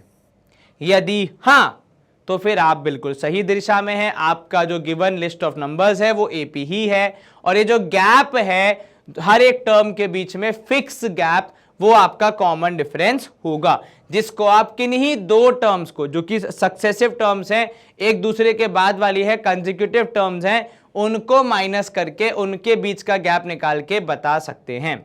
ठीक है, अगर ये गैप कंसिस्टेंट नहीं है कि मान लो पहली और दूसरी टर्म में गैप कुछ और है, दूसरी और तीसरी टर्म में गैप कुछ और है, तीसरी और चौथी टर्म में गैप कुछ और है, तो फिर आप बोलेंगे कि भैया इसमें तो हम कुछ नहीं कर सकते, ये तो एपी है ही नहीं, तो ए और डी लाने का सवाल तो खड़ा ही नहीं होता। यहां देखो 6, 9, 12, 15 ऐसी मुझे एक यहां पे लिस्ट ऑफ नंबर्स दी है, तो पहले मैं अपने माइंड में चेक करूंगा गैप कितना है। अगर यहां पे मैं पैटर्न को ऑब्जर्व करूं तो हर नई टर्म के लिए प्रीवियस टर्म में आपने +3 किया है, which gives me a indication that यहां पे मेरा फर्स्ट टर्म यानी A1 तो होगा 6 एंड कॉमन डिफरेंस हो जाएगा 3, क्योंकि वही वैल्यू हर प्रीवियस टर्म में ऐड की जा रही है। आप यहां पे चेक भी कर लो, सेकंड एंड फर्स्ट को माइनस किया जो हमने वहां पे मेंटली किया, 9 - 6 = 3, थर्ड एंड सेकंड को किया, फोर्थ एंड थर्ड को किया, जस्ट टू वेरीफाई। आप ये नहीं कर सकते कि आपने 2-3 टर्म्स को चेक कर लिया उसके बाद बोल दो कि हाँ भैया एपी है। जितने टर्म्स आपको दिए हैं आपको सबको चेक करना है। अगर उनमें से एक भी है जो पैटर्न फॉलो नहीं कर रहा है तो फिर आप उसको एज अ एपी रिजेक्ट कर देंगे। ये बात आपको हमेशा ध्यान रखनी है कि जितने भी टर्म्स आपको सवाल में दिए हैं सबके बीच में आपको कॉमन डिफरेंस चेक करना है, दो टर्म्स के बीच में, और फिर वेरीफाई करना है कि आपका आंसर सही है कि नहीं है। ठीक है ना, कोई दिक्कत तो नहीं। Here the difference of any two consecutive terms, difference of any two consecutive terms is 3। ठीक है, और क्योंकि आपका यहां पे डिस्टेंस कंसिस्टेंट है, एक ही वैल्यू आ रही है, और ये जो लिस्ट है ये एक एपी है, क्योंकि इसकी फर्स्ट टर्म हो जाएगी 6, जिसमें कोई ज्यादा दिक्कत नहीं आती है, और कॉमन डिफरेंस डी है 3। ठीक है, ये यहां पे देखो लिखा भी हुआ है। अगर हम एग्जांपल लेंगे दूसरा 6, 3, 0 और -3 वाला, उसको अगर ऑब्जर्व करेंगे तो पहली टर्म वहां भी आपको मिल रही है 6, और कॉमन डिफरेंस की अगर हम बात करें तो यहां पे वो आ रहा है गैप के रूप में एज -3। तो यहां पे भी देख लो, आपने दो दो टर्म्स का ग्रुप लेके सब्ट्रैक्ट करने की कोशिश की और चेक किया तो -3 आया, 6 - 3 is 3, 3 - 0 is 3, and then 0 - 3 is -3। तो यहां पे आपने कहा a की वैल्यू है 6, d की वैल्यू है -3। ये क्लियर हुआ? यहां तक कोई दिक्कत जरा सी भी नहीं सर, ये तो बड़ी आसानी से हो जाएगा। ठीक है, कोई दिक्कत तो नहीं? बिल्कुल नहीं सर, चलिए बहुत बढ़िया। अब यहां देखो, सिमिलरली ये भी एक एपी है जो कि अभी हमने देखी, जिसकी पहली टर्म है 6 और कॉमन डिफरेंस है -3। In general for an AP, जहां पे आपने यहां पे अब जनरल में लिखा है A1 A2, यानी पहली टर्म दूसरी टर्म ऐसे करके nth टर्म, क्योंकि हमें पता नहीं है कितनी टर्म होंगी। आपको अगर कॉमन डिफरेंस निकालना है तो एक सिंपल फॉर्मूला है कि कोई भी दो सक्सेसिव टर्म्स ले लो और उनके बीच का गैप माइनस कर दो। लिखने का तरीका बहुत सिंपल है कि मान लो अगर ये 6वीं टर्म है तो ये 7वीं टर्म होगी, एक बढ़ा के। अगर इधर वाली 5वीं टर्म है तो इधर वाली 6वीं टर्म होगी।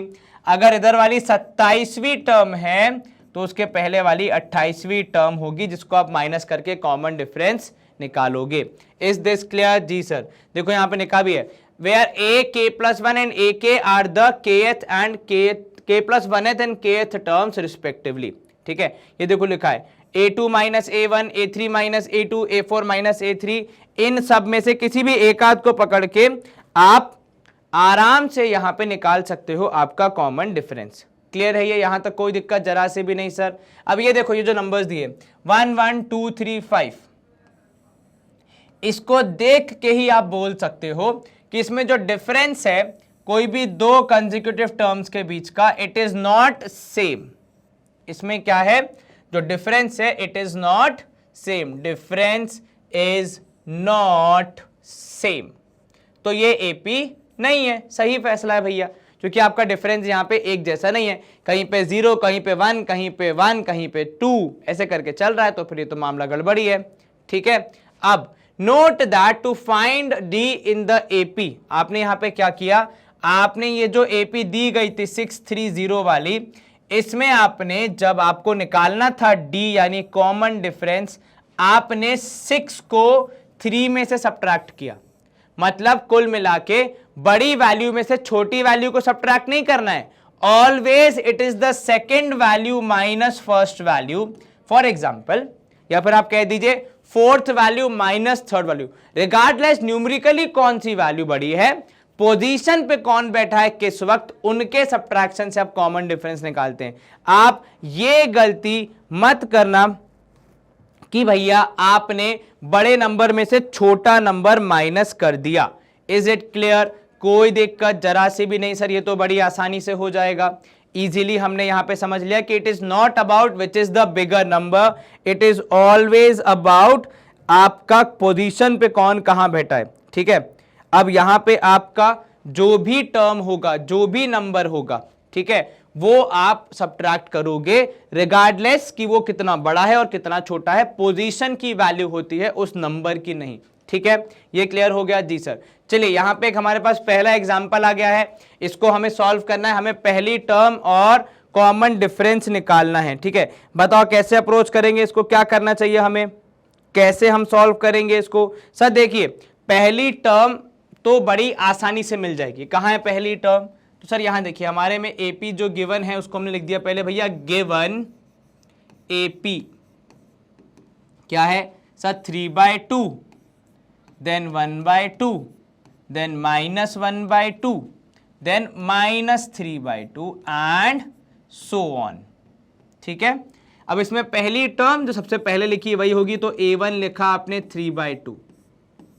लेकिन हमें क्या बोला है भैया, पहली टर्म और कॉमन डिफरेंस निकालो। तो पहली टर्म यानी A1 या A जो भी आप कहें, कॉमन डिफरेंस होता है कोई भी दो कंसेक्यूटिव टर्म्स को आप यहां पे पकड़ लो। जैसे आपने 1/2 -3/2 कर लिया। रिमेंबर द थॉट कि आपको हमेशा नई वैल्यू माइनस पुरानी वैल्यू करना है, बड़ी माइनस छोटी नहीं करना है, ठीक है। डिनोमिनेटर सेम है तो वही कंटिन्यू होगा, 1 माइनस 3 किया तो आप कहोगे यहां पे सर आया -2, दोनों को डिवाइड करने पे आपको मिला -1, ठीक है। ऐसे ही अगर आप और चेक करना चाहो तो एक बार आप चेक भी कर सकते हो, तो d इक्वल्स टू -1/2 एंड -1/2। ये -1/2 मेरी तीसरी टर्म है, ये देखो ये लिखी है, और ये माइनस साइन सब्ट्रैक्शन का है, और ये 1/2 सेकेंड टर्म है। तो third term minus second term, दोनों का बेस सेम है 2, ऊपर आ जाएगा -1 यानी -2, तो ये भी कैंसिल होके हो गया -1। Is this clear? के यहां तक कोई दिक्कत जरा से भी नहीं सर, ये तो बड़ी आसानी से हो गया। चलिए उसके बाद अगर आप देखेंगे और भी अगर आप एक्सप्लोर करना चाहें, सो -3/2 देन -1/2 होगा, उसमें भी एक बार चेक कर लेते हैं कहीं हमारा कॉमन डिफरेंस कुछ गलत ना हो जाए। -3/2 राइट, एंड ये माइनस सब्ट्रैक्शन का जो कि होता है नया टर्म माइनस पुराना टर्म, या जो आपका बड़ा टर्म पोजीशन के हिसाब से फोर्थ टर्म फिफ्थ टर्म जो भी है माइनस द प्रीसीडिंग टर्म, ठीक है। सो -3/2 माइनस दैट इज फॉर्मूले का, और ये हो जाएगा यहां पे -1/2। If I solve this further, -3/2 minus minus plus 1/2, so this would be -3 plus 1/2. So that would be how much? So that would be -2/2, that is equal to -1. ये क्लियर हुआ? क्या किया आपने सारे ही केसेस में नई टर्म को पुरानी टर्म से ठीक एक पहले वाली से माइनस किया। ये नहीं मैंने -3/2 को 3/2 से माइनस करके बोला मेरा कॉमन डिफरेंस तो अलग आ रहा है। अरे भैया जो पिछली टर्म है उसी से माइनस करना है, बहुत दूर तक नहीं जाना है। और अगर मैं चेक करूं तो मेरे सारे सब्ट्रैक्शंस में d की वैल्यू आ रही है -1, so it would be my declared common difference, ठीक है। तो यहां पे a1 आ गया 3/2 पहली टर्म, कॉमन डिफरेंस आ गया -1, ठीक है। ये क्लियर हो गया?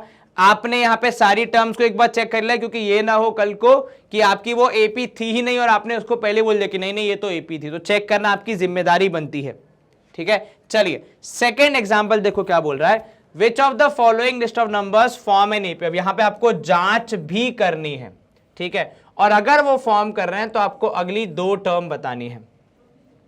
यहां देखो आप अगर गैप चेक करोगे तो यहां पे आप देखोगे भैया 10 - 4 इज इक्वल टू 6, ठीक है। Then 16 - 10 is equal to 6, then 22 - 16 is also equal to 6। तो क्योंकि यहां पे मेरा गैप कंसिस्टेंट है, यहां पे आप कह सकते हो कि yes it is an AP. तो अब यहां पे क्या बोलोगे भैया पहले वाले के लिए कि yes it is an AP with what sir, with a is equal to a1 या a is equals to 4 and d is equal to 6। इतना क्लियर हो गया?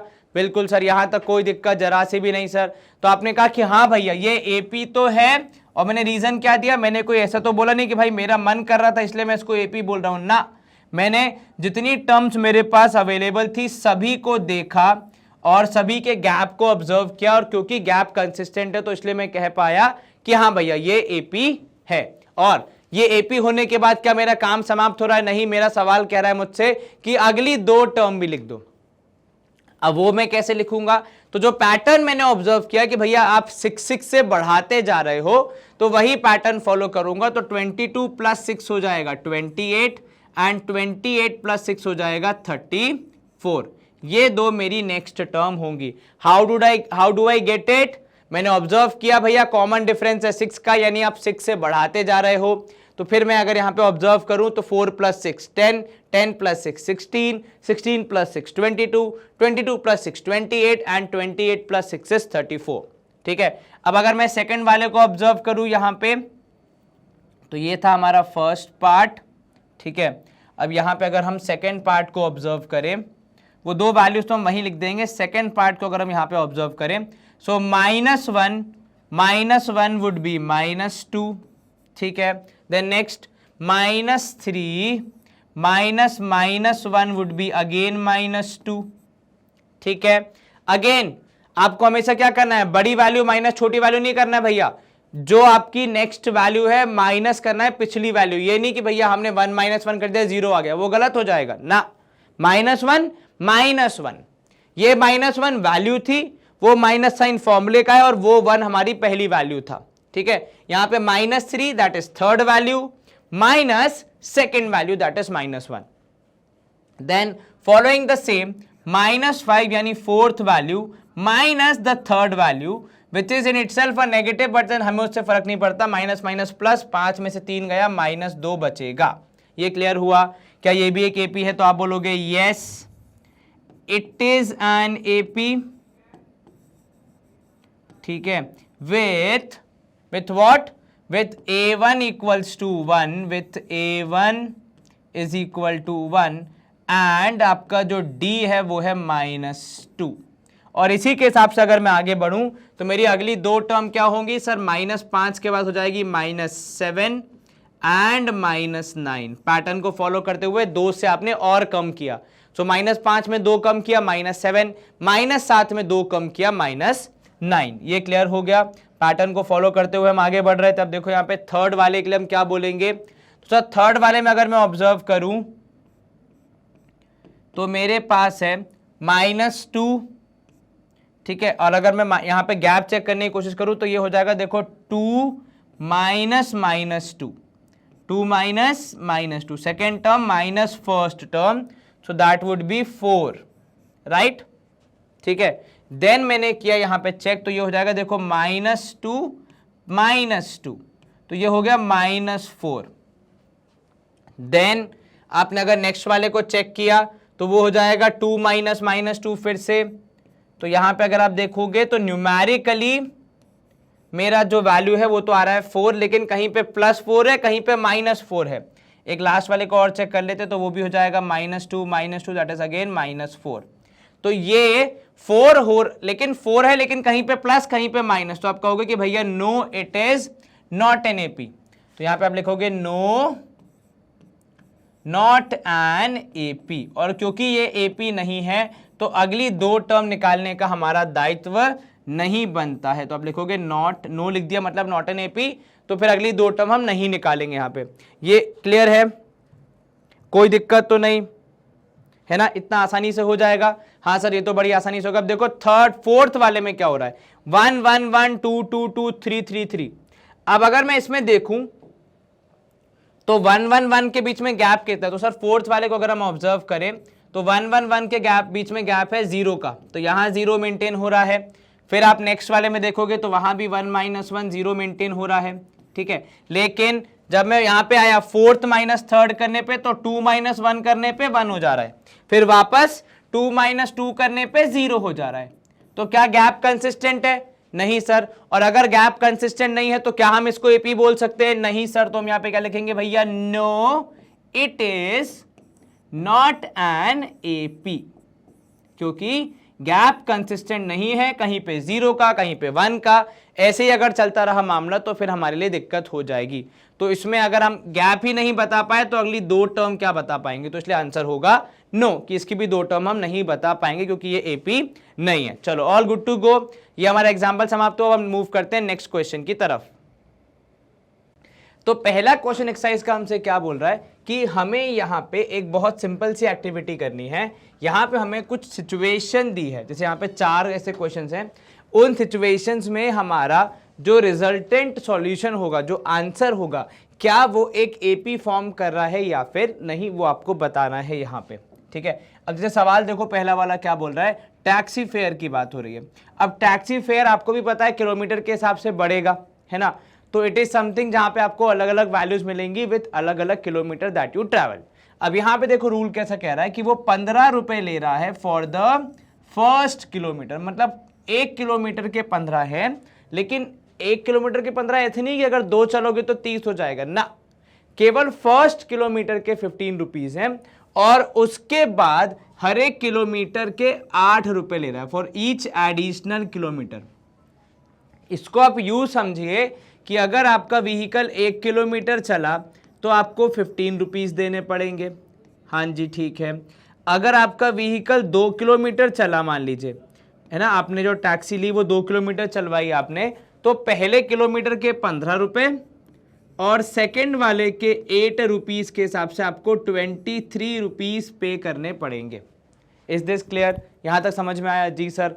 अगर हम 3 किलोमीटर टैक्सी ले जाएंगे तो हमें पहले किलोमीटर के 15, ठीक है, उसके बाद के 8, फिर उसके बाद अगले के 8, यानी ये हो जाएगा 31 रुपीज़। एंड इसी तरीके से आपका पैटर्न चलेगा। ये ठीक वैसे ही है जैसा हमारा सुबह उठना। मतलब हमारे लिए सबसे मुश्किल कार्य क्या होता है? तो सबसे मुश्किल कार्य होता है बेड को छोड़ के उठना। एक बार हमने वो कर लिया, उसके बाद फिर सारे स्टेप्स तो हम इजीली कर लेते हैं, हम इजीली सारे काम कर लेते हैं। ठीक वैसा ही है गाड़ी में भी, या आप कहाँ कह सकते हो टैक्सी के केस में भी। फर्स्ट किलोमीटर क्योंकि वहाँ पे गाड़ी स्टार्ट हो रही है, बहुत देर से पार्किंग में खड़ी थी या फिर बहुत देर से वो कुछ काम नहीं कर रहा था, तो उसका भी कुछ कॉस्ट जोड़ेगा, या उसने वहाँ पे गाड़ी को एकदम इनिशिएट किया है तो छोटे डिस्टेंस में कम क्योंकि इनिशियली कॉस्ट थोड़ी ज़्यादा आती है, इग्निशन होगा, गाड़ी गर्म होगी, उसके बाद काम होगा, तो इसलिए वहाँ पे दिक्कत आती है। इसलिए पहले किलोमीटर के चार्जेस थोड़े से ज़्यादा होते हैं। यहाँ पे देखो 15, फिर उसके बाद 23 हो गए 2 किलोमीटर के, 3 किलोमीटर के 31 हो गए, 4 किलोमीटर के 8 रुपये और जुड़ जाएंगे। एंड इसी तरीके से मामला आगे चढ़ते रहेगा। और यहाँ जो वैल्यूज हमें मिल रही है उसके हिसाब से जो हमारा आंसर होगा, जो सिचुएशन होगी, जो लिस्ट ऑफ नंबर्स बनेगा, वो यहाँ पे क्या होगा? वो यहाँ पे एक एपी फॉर्म करेगा। तो यहाँ पे आप लिखोगे yes it forms an AP. ठीक है, ये क्लियर हो गया? कोई दिक्कत तो नहीं, जरा से भी नहीं था। चलिए बहुत बढ़िया, ये तो इजी था, है ना। चलो अब देखो सेकंड वाले में क्या होगा भैया। तो सेकंड वाले में ये होगा, आपसे कह रहा है the amount of air present in a cylinder with a vacuum pump removes 1/4 when a vacuum pump removes 1/4 of the air remaining in the cylinder at a time। तो देखो मान लो सबसे पहले आपके पास मान लो V है, ठीक है। अब आपने कहा कि एक टर्न के बाद, है ना, फर्स्ट राउंड के बाद, ये फर्स्ट राउंड से पहले की बात है, तो फर्स्ट राउंड जब हो गया, जब सेकेंड राउंड शुरू होने वाला था, तो आपका थोड़ा सा एयर निकल गया, कितना? 1/4 निकल गया। तो आपने कहा -1/4V। अब पूरे में से 1/4 माइनस करोगे तो आपके पास 3/4 बचेगा, राइट, है ना। और क्या बोल रहा है देखो यहाँ पे, remove 1/4 the remaining at the time. अब यहाँ पे देखो थर्ड अटेम्प्ट में क्या होगा, कितनी बची थी? 3/4। और कितनी वो बाहर निकालेगा? सर अभी भी 1/4 निकालेगा क्या? नहीं, अब कह रहा है रिमेनिंग की। तो जब रिमेनिंग 3/4 है तो माइनस भी उसी का 1/4 होगा। तो 1/4 into 3/4V, that is 3/4V minus 3/16V। अब इसको आप अगर सॉल्व करोगे तो आप यहां पे ले लोगे 3/4 कॉमन, 3/4V आप कॉमन ले लोगे, अंदर आपके पास बचेगा 1 - 1/4V, 1 - 1/4 विच इज अगेन 3/4। तो बेसिकली ये हो जाएगा 3/4 का स्क्वायर V। ठीक है, अब आपने अगर 3 स्टेप में ही समझा हो तो यहीं पे आपको दिख रहा है कि ये एक एपी फॉर्म नहीं कर रहे हैं, क्योंकि ये वैल्यू देखो कितनी है, 3/4 स्क्वायर V। ठीक है, तो यहां पे आप लिखोगे no they do not form an AP, no it does not form an AP. ठीक है, अब अगर आप चौथे वाले में देखोगे तो तब अगर आप इसके बाद एक और करोगे तो उसमें कितना होगा, उसमें सर ये हो जाएगा कि 3/4 square V minus 1/4 of 3/4 square V। ठीक है, वैसे करके होगा तो वो और कॉम्प्लेक्स हो जाएगा, पर वो एक पैटर्न तो फॉलो नहीं कर रहा है, हमें तीसरे स्टेप में ही समझ आ गया। ठीक है, चलो अब नेक्स्ट देखो, कह रहा है कि the cost of digging a well after every metre of digging when it cost ₹150 for the first metre. चलिए, तो 1 मीटर अगर आपको डिग करना है तो उसकी कॉस्ट है 150। अब इनिशियली काम थोड़ा मुश्किल होता है, सॉइल थोड़ी हार्ड होती है, मेहनत थोड़ी ज़्यादा लगती है। इसके और उन्होंने कहा क्या, rises by ₹50 for each subsequent metre. 2 metre आपको करना है तो उन्होंने क्या बोला, 50 रुपये और लगेंगे। तो 150 + 50 यानी कितना हो गया, यानी सर ये हो गया 200। इसके बाद अगले में 3 मीटर में कितना हो जाएगा, तो सर 3 मीटर में 150 +50 एंड यहाँ पे भी +50, तो ये हो गया 250। ठीक है, इतना क्लियर है जी सर, यहाँ तक तो कोई दिक्कत नहीं। फिर 4 मीटर में कितना हो जाएगा, तो सर 4 मीटर में 150, ये पहले मीटर का, ये दूसरे वाले का 50, ये तीसरे का 50 और ये चौथे वाले का 50, तो यानी ये कितना हो गया, तो सर ये होगा लगभग 300। तो इस तरीके से पूरा सिलसिला चलेगा। तो यहाँ जो लिस्ट ऑफ नंबर्स बनेगा वो भी एक एपी फॉर्म कर रहा है। तो यहाँ जो मीटर वाइज आपकी लिस्ट बनेगी नंबर्स की, वो भी एक लिस्ट, वो भी क्या कर रहा है, वो भी एक यहाँ पे एपी फॉर्म कर रहा है। तो आप लिखोगे yes it forms an AP.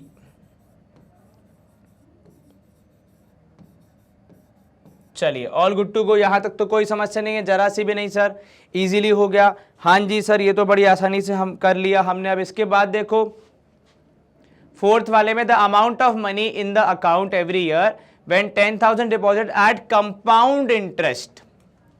Compound interest 8% per annum पे आपने जब इन्वेस्ट किया है या रखा है बैंक में, तो जो आपको अमाउंट मिलेगा हर साल के अंत में, वो आपका एक एपी फॉर्म करेगा नहीं, ये आपको बताना। तो देखो 1 साल के बाद, ठीक है, तो यहां लिखा आपने आफ्टर 1 ईयर। ठीक है, तो आफ्टर 1 ईयर कितना हो जाएगा, तो सर फॉर्मूला बहुत सिंपल है, P इंटू यानी 10,000 इंटू कितना sir 1 + R/100, that is 1 + 8/100 to the power 1 हो जाएगा यहाँ पे, क्योंकि एक ही साल के लिए रखा है आपने। तो दिस वुड बी कितना sir, this would be 10,000 into 108/100 after taking the LCM, right है ना। अब यहाँ पे आप सॉल्व करोगे इसको, तो ये हो जाएगा ₹10800। चलिए ये तो इजी था, सिंपल था, आसानी से हो गया। आफ्टर 2 ईयर क्या हो जाएगा, आफ्टर 2 इयर्स ये हो जाएगा देखो 10,000। ठीक है, फिर आपका यहाँ पे हो जाएगा 1 + 8/100, लेकिन अब की बार पावर कितनी हो जाएगी सर, पावर हो जाएगी 2। So this would be how much. अब आप चाहें तो यहाँ पे कैंसिल कर सकते हैं, जो अगर आप कैंसिल करोगे यहाँ पे किससे, 2 से, तो हो जाएगा 4/50, और 4 से करोगे तो ये हो जाएगा 2/25। तो प्रोबेबली आप वैसा भी कर सकते हो, आपने यहाँ पे 4 से अगर कैंसिल कर दिया इसको, तो ये हो जाएगा, देखो अगर मैं कैंसिल करके लिखूँ तो 4 2 8 एंड यहाँ पे भी 4 2 8, 4 5 20। तो ये कितना हो जाएगा, तो सर अगर हम इसको LCM लेके आगे सॉल्व करें तो हमें मिलेगा यहाँ पे 10,000 इंटू 27/25 का एक बार, और ये 27/25 दूसरी बार। ठीक है ना, ऐसे ही होगा ना। हाँ जी सर, देखिए 2/25 हो जाए, क्योंकि 4 से आपने कैंसिल किया, 4 2 8, 4 25 जा, फिर आपने LCM लिया, 25 + 2 हो गया 27, तो आपके पास आया 27/25। ठीक है, अब आप चाहो तो कैंसिल करोगे, तो यहाँ देखो कैंसिल किस किस को करोगे, 25 1 जा, ये हो जाएगा देखो 25 4 जा 100, फिर 25 1 जा, और ये कितना हो जाएगा, तो सर ये हो जाएगा, फिर से हम कैंसिल करेंगे, 25 1 जा 25, आपके पास बचा 150, 25 6 जा। अब ये हमको मल्टीप्लिकेशन करना है, 16 इंटू 27 देखो कितना आ रहा है, 27 का स्क्वायर कर दो और फिर 16 से मल्टीप्लाई कर दो, कितना आएगा, तो सर 27 का स्क्वायर जब हम करेंगे तो वो हो जाएगा 729, और उसमें आप मल्टीप्लाई कर दोगे 16 तो हो जाएगा 11,664 if I am not wrong, है ना। तो ये आ गया ₹11,664। अब अगर मैं इनिशियली हमारे अमाउंट को कंसिडर करूं 10,000 फॉर 0 ईयर, तब at the beginning of the first year, ठीक है ना, तो एपी नहीं बन रहा है। पर अगर फिर भी मैं 1 साल का और ले लूं यहाँ पे अपने कैलकुलेशन को फाइनली खत्म करने के लिए, तो 3 इयर्स के लिए 10,000 ब्रैकेट के अंदर वही होगा 1 + 8/100 टू द पावर 3।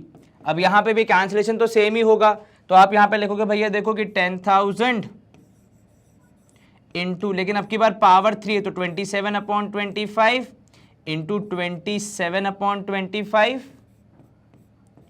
और एक लास्ट में 27/25। तो क्यूब करना है आपको, थोड़ा सा काम मेहनत वाला है, कुछ वैल्यूज यहाँ पे कैंसिल होंगी। जैसे आप यहाँ पे करोगे 25 तो ये हो जाएगा 400, फिर से आप करोगे 25 1 जा तो ये हो जाएगा यहाँ पे देखोगे 16। अब कैंसिलेशन पॉसिबल नहीं है, तो 27 इंटू 27 इंटू 16 हमने पहले ही किया था, उसमें एक बार और कर लो 27 मल्टीप्लाई, उसके बाद उसको डिवाइड कर दो किससे भैया 25 से, तो प्रोबेबली आपका आंसर आएगा 12,597, दैट इज 12,000 रुपीज के साथ, ऑब्वियसली रुपीज 12,597 पॉइंट समथिंग है, 0.12 आएगा, जिसको आप 0.1 लिख लो या 0.2 लिख लो, जो आपकी मर्जी है। 0.12 है तो 0.12 लिख लो। अब अगर आप यहाँ पे ऑब्जर्व करोगे इनकी हर एक साल पे मिलने वाली वैल्यूज को, तो it is not forming a AP, क्योंकि गैप कंसिस्टेंट नहीं है, वो धीरे धीरे बढ़ता जा रहा है। तो यहाँ पे हम क्या फाइनलाइज करेंगे भैया कि यहाँ पे ये जो है एपी फॉर्म नहीं कर रहे हैं, तो आप लिखोगे यहाँ पे no it is not an AP, no it is not an AP. चलो गुड टू गो हो गया। यहाँ पे पहला केस आपका समाप्त, पहला क्वेश्चन हमने यहाँ पे फिनिश कर दिया। दो हमें एपी मिले और दो हमें मिले ऐसे केस जहाँ पे एपी नहीं थे, और वो हमने सारे ही एक्सप्लोर किए, सॉल्व किए। ऐसे ही पढ़ के सिर्फ अंदाजा नहीं मारा, प्रॉपर्ली सॉल्यूशन निकाल के कैलकुलेट करके फिर ही हमने कंक्लूजन निकाला है। चलो अब देखो सेकंड क्वेश्चन क्या बोल रहा है, write the first 4 terms of the AP when the first term A and the common difference D is given as follows. चलो फर्स्ट 4 टर्म्स बोली आपको, तो फर्स्ट टर्म मतलब होती है a1, जिसको आप कहते हो a which is 10। Second term a2 कैसे मिलती है, तो सर a प्लस डी करने पे, यानी एक बार कॉमन डिफरेंस को ऐड करने में, तो यहाँ पे हो जाएगा वो 10 प्लस 10, तो आपका जवाब हो जाएगा 20। ठीक है। देन a3 यानी थर्ड टर्म निकालने के लिए आपको करना पड़ता है a प्लस 2d, है ना, तो ये हो जाएगा 10 प्लस 2 इंटू 10 दैट इज 20, तो ये हो जाएगा कितना, तो सर ये हो जाएगा यहाँ पे अगर आप देखोगे तो 30। एंड लास्ट होता है a4 जो कि हमें निकालना है फोर्थ टर्म। फोर्थ टर्म के लिए 3 बार आप d को ऐड करोगे तो a plus 3d that is equal to 10 plus 3 into D, 3 into 10 that is 30 plus 10 हो गया 40, तो आपका जवाब आया यहाँ पे 4040। क्लियर है ये, यहाँ तक कोई दिक्कत जरा सी भी नहीं। सर अब इसके बाद देखो आप a है -2, d है 0। चलिए वही जो अब तक किया, दोबारा वही चीज करनी है, कुछ खास नया नहीं इसमें करना है। तो आप यहाँ पे क्या बोलोगे, देखो a1 होता है a के बराबर which is equal to -2 sorry, है ना। देन a2 होता है a प्लस d, तो यहाँ पे आप करोगे -2 प्लस 0, क्योंकि d की वैल्यू है 0, सो दिस इज -2 ओनली, कुछ ज़्यादा फर्क नहीं पड़ेगा। a3 थर्ड टर्म जो होगी मेरी, उसमें होता है a प्लस 2d, 2d का मतलब हो जाएगा यहाँ पे -2 plus 2 into 0, know anything multiplied by 0 is 0, तो कुल मिला के बचा आपके पास -2। एंड a4 जो होगा आपका फोर्थ टर्म, उसमें आप करोगे 3 बार d को add, so this would be -2 plus 2 into 0 sorry 3 into 0, क्योंकि 3d होता है, सो दिस इज अगेन -2। ये क्लियर है, आपको -2 मिल रहा है कितनी बार, आपको -2 मिल रहा है यहाँ पे 4 बार, क्योंकि वही आपकी एपी बना रहा है, डी की वैल्यू है 0, so it is -2 -2 -2 -2 and so on repeating for n number of observation. हमें शुरू की 4 बोली थी, वो हमने निकाल दी। चलो नेक्स्ट देखो, a की वैल्यू है 4, d की वैल्यू है -3, तो इसके लिए आप क्या करोगे सर, a1 तो हमारा सिंपल होता है, a1 होता है a के बराबर विच इज 4, a2 कितना होगा सर, a2 हो जाएगा a प्लस d। अब d अगर माइनस साइन के साथ है तो हम वैसे ही उसको लेके चलेंगे, तो d प्लस -3, तो 4 - 3 हो जाएगा 1। ठीक है, a3 is a plus 2d that is 4 plus 2 into -3, ना ये हो जाएगा -6, तो 4 - 6 हो जाएगा -2। ठीक है, देन आपने लिखा a4 which is again a plus 3d that is 4 plus 3 into -3 यानी -9, 4 - 9 करोगे तो आपको मिलेगा -5। If you observe the pattern, 3 का गैप है क्या, बिल्कुल है सर। 4 में से -3 किया तो 1 -3 हो जाएगा -2 एंड -2 -3 हो जाएगा -5। ये हमारे 4 टर्म्स आ गए, हमारा काम यहाँ पे हो गया। अब देखो फोर्थ वाले में बोल रहा है a की वैल्यू है -1 एंड डी की वैल्यू है कितनी, डी की वैल्यू है 1/2। चलिए तो a1 यानी पहली टर्म क्या होगी सर, पहली टर्म a ही के बराबर होगी तो वो हो जाएगा -1। सेकेंड टर्म के लिए मुझे एक बार d ऐड करना पड़ेगा तो a plus D, so this would be -1 plus 1/2, that is -1/2। 1 में से हाफ गया तो हाफ बचेगा, लेकिन क्योंकि -1 है, बड़ा साइन है, तो -1/2। ठीक है, a3 third term would be a plus 2d, so this is -1 plus 2 into 1/2। ना 2 इंटू 1/2, 2 से 2 गया, आपके पास बचेगा 1, तो एक -1 एक +1, सॉल्व हो के आंसर आया 0। ठीक है, last but not the least a4, जिसमें आप 3 बार ऐड करोगे तो a plus 3d, that is -1 plus 3 into 1/2, कितना हो जाएगा सर, 3 इंटू 1/2 करेंगे तो हो जाएगा 3/2, तो -1 plus 3/2 is equal to, solve करोगे तो 1/2, एलसीएम लेने के बाद आंसर आएगा 1/2। ठीक है, क्लियर है, ये आ गए हमारे 4 टर्म्स। यस सर, बड़ी आसानी से आ गए। चलिए फिफ्थ वाले में देखो, a है आपका -1.5 और d है -0.25, तो स्टार्ट हम करेंगे पहली टर्म से ही, तो a1 हो जाएगा यहाँ पे देखो a के बराबर विच इज -1.25। ठीक है, a2 जो है हमारा, उसके लिए आपको a में एक बार d ऐड करना पड़ेगा, तो a प्लस डी करेंगे हम, तो -1.25 -0.25, so this is equal to how much, तो सर ये हो जाएगा -1.50, करेक्ट है ना। देन आप a3 करोगे तो a3 के लिए आपको करना पड़ेगा a plus 2d, that is -1.25, और ये वैसे प्लस माइनस होता है, लेकिन हमने सीधे लिख दिया +2 इंटू -0.25, है ना। 2 इंटू -0.25 मतलब ये हो जाएगा -0.5, तो आप लिखोगे -1.25 -0.5, that is equal to how much, तो सर ये हो जाएगा -1.75। Last but not the least a4 कैसे निकलेगी भैया, फोर्थ टर्म, तो सर फोर्थ टर्म के लिए 3 बार हम d को ऐड करते हैं। ठीक है, that is -1.25 plus 3 into -0.25, no 0.25 into 3 would be how much, तो सर वो हो जाएगा 0.75, तो -0.75 which is equal to -2। Is this clear.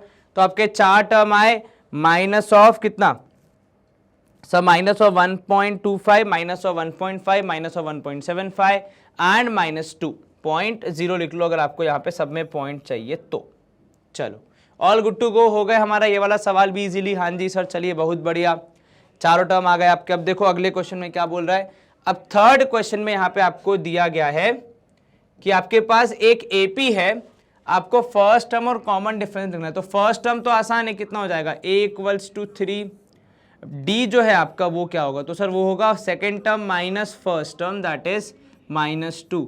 और एक बार अपने माइंड में वेरीफाई करने के लिए हम आगे भी देख लेंगे, तो -1 एंड -1 हो जाएगा -2, -3 + 1 हो जाएगा -2, करेक्ट है।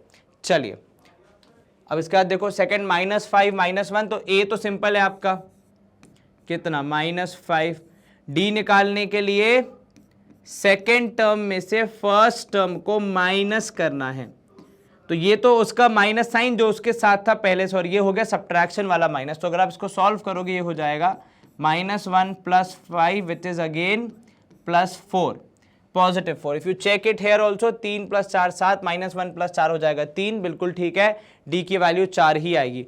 कि नहीं एक को यूज कर लो, ऐसा नहीं कि हर एक को अलग अलग प्रूफ करना, बस एक को यूज करके बता दो, बात बराबर ही होगी। अब यहाँ देखो फ्रैक्शन है पर कोई दिक्कत नहीं है, a की वैल्यू होगी 1/3, जैसे आप नॉर्मली करते हो वैसे ही करोगे। d की वैल्यू यहाँ पे देखो कितनी हो जाएगी, तो सर वो हो जाएगी 5/3 -1/3। सब्ट्रैक्शन का रूल है, अगर डिनोमिनेटर सेम हो तो वही यूज होता है एज अ कॉमन डिनोमिनेटर। ऊपर आ जाएगा 5 - 1 होल डिवाइड बाय 3, 4/3 पॉजिटिव। आप चेक करो शायद मेंटेन भी हो रहा है। 5 और 9 जाना है तो हाँ 4/3 करना पड़ेगा, ना 9 से 13 जाना है तो भी 4/3 करना पड़ेगा। d की वैल्यू आई 4/3। अब इसके बाद देखो फोर्थ टर्म 0.6 1.7, तो ए हो जाएगा आपका कितना, ए तो बहुत सिंपल है 0.6, डी की वैल्यू होगी 1.7 माइनस 0.6, इन दोनों को आप सॉल्व करोगे आंसर आएगा 1.1। ठीक है, 7 में से 6 गया 1, उधर भी आप आगे देखोगे 8 में 7 गए 1, 2 में से गए 1, तो 1.1 ही आ रहा है सारे केसेस में। चलिए बहुत बढ़िया, तो यहाँ पे हमने ये वाला क्वेश्चन भी समाप्त कर दिया। अब देखो फोर्थ क्वेश्चन क्या बोल रहा है, which of the followings are AP, if they form an AP find the common difference D and write the 3 more terms. चलिए, तो यहाँ पे अगर आप देखोगे पहली बात तो गैप को चेक करो, 4 minus 2 is 2, 8 minus 4 is 4 and 16 minus 8 is 8। ठीक है, तो यहां पे आप कहोगे भी कि difference between the terms, difference between consecutive terms, between 2 consecutive terms is not consistent, hence is not consistent, hence it is not an AP consistent, hence the list of numbers does not form an AP, the list of numbers does not form an AP, numbers does not form an AP। चलिए good to गो, हाँ जी चलो बहुत बढ़िया। अब इसके बाद देखो यहाँ पे सेकंड वाले में 2 5/2 3 7/2, अब बहुत लोग बोलेंगे सर देख के तो लग रहा है नहीं फॉर्म कर रही है, पर ऐसे अनुमान नहीं लगाना चाहिए, हमेशा पूरा सॉल्व करके फिर चेक करना चाहिए। तो 5/2 minus 2/1, if I take the LCM this would be 5 minus 4/2, that is 1/2। ठीक है, देन आपने यहाँ पे लिखा नेक्स्ट वाले में 3 minus 5/2, अगेन पूरा चेक करना है हमको, फिर से LCM लिया 6 minus 5/2, this is again how much, this is 1/2। चलो वेरी गुड, यहाँ पे भी हो गया। लास्ट वाले को भी चेक करना है, क्योंकि अगर उसमें से एक में भी गड़बड़ होगी तो फिर हमें मना करना पड़ेगा कि ये एपी नहीं है भैया। यहाँ भी लिया आपने एलसीएम, तो 7 minus 6/2 that is equal to how much, तो 7 minus 6/2 सर ये भी हो गया 1/2। तो सारे ही केसेस में आपका आंसर आ रहा है 1/2। तो यहाँ पे आप कहोगे कि yes they form an AP, yes they form an AP.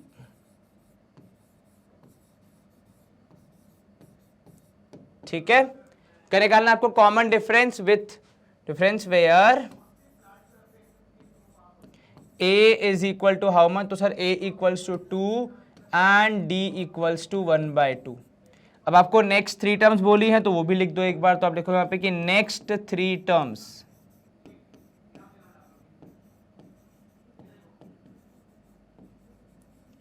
क्या होंगी। देखो सबसे पहले 7/2 के बाद से लिखनी, तो आप लिखोगे 7/2 plus 1/2 that is equal to 8/2 that is equal to 4। ये पहली आ गई, अगली 3 में से 4 प्लस 1/2 दैट इज हो जाएगा, यहाँ पर देखोगे 8 plus 1/2 that is 9/2 and last एक हो जाएगी इसी के बाद 9/2 प्लस 1/2 दैट इज अगेन यहाँ पे हो जाएगा कितना 10/2। सो दिस इज 5। तो आप यहाँ पे ऑब्जर्व करोगे 2 3 फिर आया 4 फिर आया 5 और ये 5/2 7/2 9/2, इस तरीके से आपका पैटर्न बन रहा है। मतलब आपकी एपी सही है, और आपने जो 3 टर्म निकाली हैं वो भी आप यहाँ पे लिख दो कि भैया नेक्स्ट 3 टर्म्स हमारे यहाँ पे ये आ रही है। ठीक है, क्लियर है ये बात। चलिए बहुत बढ़िया। अब इसके हिसाब से अगर अपन आगे बढ़े नेक्स्ट क्वेश्चन को देखें तो देखो क्या है, थर्ड क्वेश्चन इसका -1/2 3/2। अगेन बिना पूरा सॉल्व करे नहीं बोलना है, तो जब आपने -3/3.2 -1.2 करेंगे आप, ये एक फॉर्मूले का माइनस है और दूसरा यहाँ पे उसके साथ ही था, तो ये हो गया -3.2 प्लस 1.2। अब इसको आप सॉल्व करो कितना आएगा, तो सर ये हो जाएगा 2 पॉइंट का तो 2 आएगा। ठीक है, पॉजिटिव नेगेटिव सब +2 आना चाहिए कि -2, -2 आना चाहिए भैया। चलिए नेक्स्ट आप देखेंगे यहाँ पे -5.2 -3.2 वही होगा जो यहाँ पे भी हुआ था, तो -5.2 प्लस 3.2 फिर से सब्ट्रैक्शन होगा तो आंसर आएगा -2। देन उसके बाद -7.2 -5.2 that is again minus of 7.2 and plus 5.2, so this is how much, -2, ठीक है ना। अब चलिए यहाँ पे आपको मिल गया गैप कंसिस्टेंट है, तो मतलब आप कहोगे कि क्या, कि yes it is an AP, it is an AP with a is equals to कितना, with a is equals to minus of 1.2 and d is equals to -2। चलिए अब आप यहाँ पे बोलेंगे भैया नेक्स्ट 3 टर्म्स क्या होंगी आपकी, तो आपको वो भी बताना है। तो नेक्स्ट 3 टर्म्स, तो आपने बोला यहाँ पे देखिए हमने कहा माइनस ऑफ 7.2 पे रोका, minus of 7.2 -2 would be minus of 9.2, ठीक है। फिर आगे कंटिन्यू करेंगे, minus of 9.2 -2 would be minus of 11.2, और आगे बढ़ेंगे तो minus of 11.2 -2 would be minus of 13.2। इस तरीके से आपको अगली 3 टर्म मिल जाएंगी। यहाँ पे कोई दिक्कत तो नहीं, जरा सी भी नहीं सर, बहुत बढ़िया इजीली हो गया ये तो, चलो गुड टू गो है। हाँ सर थर्ड वन हो गया। अब देखो फोर्थ वाले में फिर से आराम से कंटिन्यू करोगे, बताओगे ए की वैल्यू क्या है, उसके बाद हम आगे कंटिन्यू करेंगे। तो देखिए सर यहाँ पे आप देखेंगे अगर गैप तो -6 -10, तो ये हो गया -6 + 10 यानी -4, नहीं +4 सॉरी, देन -2 -6, तो यहाँ पे भी -2 + 6 हो जाएगा, तो आपका गैप आएगा 4। देन -2 की जगह यहाँ पे हो जाएगा +2 सॉरी, क्योंकि अगली टर्म पॉजिटिव है, तो आपने लिखा +2 माइनस ऑफ -2, तो यहाँ पे भी हो जाएगा 2 + 2 दैट इज इक्वल टू 4। तो ये आपके 3 टर्म आ गए, ठीक है। कॉमन डिफरेंस कितना आ रहा है, तो सेम आ रहा है 4, तो आप बोलोगे yes it is an AP, लेकिन कैसे वित्ता बोलना काफ़ी है, नहीं सर हमें यहाँ पे बताना पड़ेगा कि ए क्या है और आपका डी क्या है। तो ए है आपका -10 और डी है आपका 4। अब आपका नेक्स्ट 3 टर्म्स बोली, कितनी बोली है, नेक्स्ट 3 टर्म्स बोली है ना, हाँ। सो नेक्स्ट 3 टर्म्स खत्म हमने किया है किस पे, खत्म किया है 2 पे, तो 2 + 4 हो जाएगा 6, 6 + 4 हो जाएगा 10 एंड 10 + 4 हो जाएगा 14। तो ये हमारी अगली टीम होंगी, अगली 3 टर्म होंगी। 2 के बाद कौन कौन सी, तो 2 के बाद हो जाएगी वो 6, 10 और 14। चलिए बहुत बढ़िया। अब इसके बाद देखो अगले क्वेश्चन में हम क्या करेंगे, पहले तो इवैल्यूएट करेंगे कि है कि नहीं एपी, उसके बाद फिर से रूट वगैरह आ गया, थोड़ा इंसान डर जाता है, पर आपको बिना सोचे समझे कोई भी निर्णय नहीं लेना है। तो यहाँ पे देखो सबसे पहले आप करोगे 3 + √2 -3, 3 में से 3 माइनस हो गया, आपके पास बचा केवल √2। Then 3 + 2√2 minus of 3 + √2। अब ये ब्रैकेट के बाहर है माइनस, अंदर जाएगा तो दोनों को नेगेटिव बना देगा, तो 3 + 2√2 -3 माइनस √2। अब 3 में से 3 गया, 2√2 में से एक √2 माइनस करना है। अगर सेम है आपका रूट की वैल्यू तो सब्ट्रैक्शन हो जाता है, तो आंसर बचेगा आपके पास केवल √2। तो दिखने में लग सकता है किसी को कि ये तो भैया इर्रेशनल नंबर्स हैं, इनका कहाँ से होगा, पर ऐसी बात नहीं है। आप अगर सोच के करोगे तो आपको मिल जाएगा हर एक में आपका आंसर। तो यहाँ पे हो गया 3 + 3√2 -3 + 2√2। चलिए माइनस साइन अंदर जाएगा तो ये हो जाएगा 3 + 3√2 -3 -2√2। अब आप यहाँ पे करोगे चीज़ों को -3 -3 3√2 -2√2 दैट इज √2 हो जाएगा आपका यहाँ पे गैप, ठीक है। तो यहाँ पे दिखने में लग रहा था पहले कि नहीं है, पर लेकिन yes it is an AP with, अब यहाँ पे आप क्या लिखोगे, विथ आपका ए और डी की वैल्यू, with A is equals to 3 है ना, और आपका डी हो जाएगा √2। अब नेक्स्ट 3 टर्म्स भी हमको लिखनी है, तो देखो अगर आप पैटर्न को ऑब्जर्व करोगे इजीली आपको मिल जाएंगी। यहां देखना, पहले वाले के लिए एक भी रूट नहीं है, दूसरे वाले के लिए 1 है, तीसरे वाले के लिए 2 हैं और चौथे वाले के लिए 3 है ना। तो यहाँ पे एक भी नहीं, यहाँ 1, यहाँ 2, ये 3, तो अगले वाले में कितने हो जाएंगे सर, 4 हो जाएंगे। तो आप लिखोगे वहाँ पे 3 + 4√2। फिर फर्दर कंटिन्यू करोगे तो वो हो जाएगा 3 + 5√2 and last but not the least 3 + 6√2। ये हमारी अगली 3 टर्म होगी, क्योंकि 3√2 पे हम रुके हैं, इसके बाद की 3 टर्म और निकालनी है। और अगर आप पैटर्न ऑब्जर्व करो तो ऐसा ही हो रहा है, एक पहले वाले में एक भी रूट नहीं, दूसरे वाले में एक, तीसरे वाले में 2, चौथे वाले में 3, तो पांचवें वाले में 4, छठवें वाले में 5 और सातवें वाले में 6। ठीक है, 4 टर्म दी थी आपको, अगली 3 टर्म निकालनी थी, वो आपने निकाल दी। चलो नेक्स्ट देखते हैं यहाँ पे 0.2 अगर आप यहाँ पे देखोगे गैप तो 0.22 माइनस 0.2 आंसर आएगा 0.02। चलिए द नेक्स्ट 0.222 माइनस 0.22, यहाँ भी जब आप माइनस करोगे तो जवाब आएगा 0.002। प्रोबेबली यहीं पे मेरे को समझ में आ गया कि कुछ ना कुछ तो गड़बड़ है, शायद ये एपी नहीं है, पर फिर भी मैं एक बार सारे टर्म्स देख लेता हूँ सब्ट्रैक्ट करके। तो यहाँ भी 0.0002, तो गैप कंसिस्टेंट नहीं है, तो आपका जवाब क्या होगा? No, it is not an AP. Simple, ठीक है, क्योंकि गैप जो है वो डेसिमल के बाद एक एक प्लेस और सरकते जा रहा है। ठीक है, इसका मतलब क्लियरली यहाँ पे आपकी एपी नहीं बन रही है, गैप कंसिस्टेंट नहीं है। अब देखो 0, -4, -8, 12, ये तो फिर भी लग रहा है, एक बार चेक कर लो। तो सर -4 -0 आ गया -4, फिर -8 -4 -8 -4 बेसिकली है ना, -8 -4, तो ये हो जाएगा +4।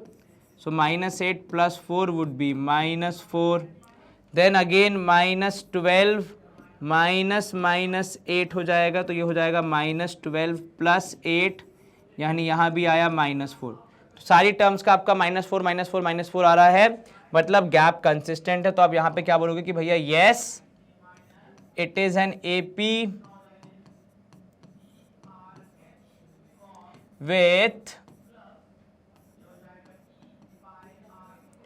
with a is equals to कितना, with a equals to 0 and d equals to -4, right है ना। अब नेक्स्ट 3 टर्म्स अगर आपको लिखनी हो तो प्रोबेबली इतना मुश्किल नहीं है। 4 का टेबल पढ़ा जा रहा है, वो भी सिर्फ माइनस साइन के साथ। तो 12 पे आपने खत्म किया है ना, उसके बाद की 3 टर्म्स बतानी है, तो -16 -20 -24। 12 आप 4 का टेबल पढ़ रहे थे, 8 4 8 12, उसका अगला क्या होगा सर? 16, फिर 20, फिर 24, तीनों माइनस साइन के साथ, तो वही हमने लिखा है। चलिए बहुत बढ़िया। अब देखो -1.1.5, ये तो मुझे लग रहा है एपी है, पर फिर भी एक बार हम यहाँ पे चेक कर लेते हैं। सो आप लिखोगे -1/2 -1/2, that is clearly -1/2 + 1/2 which is equal to 0।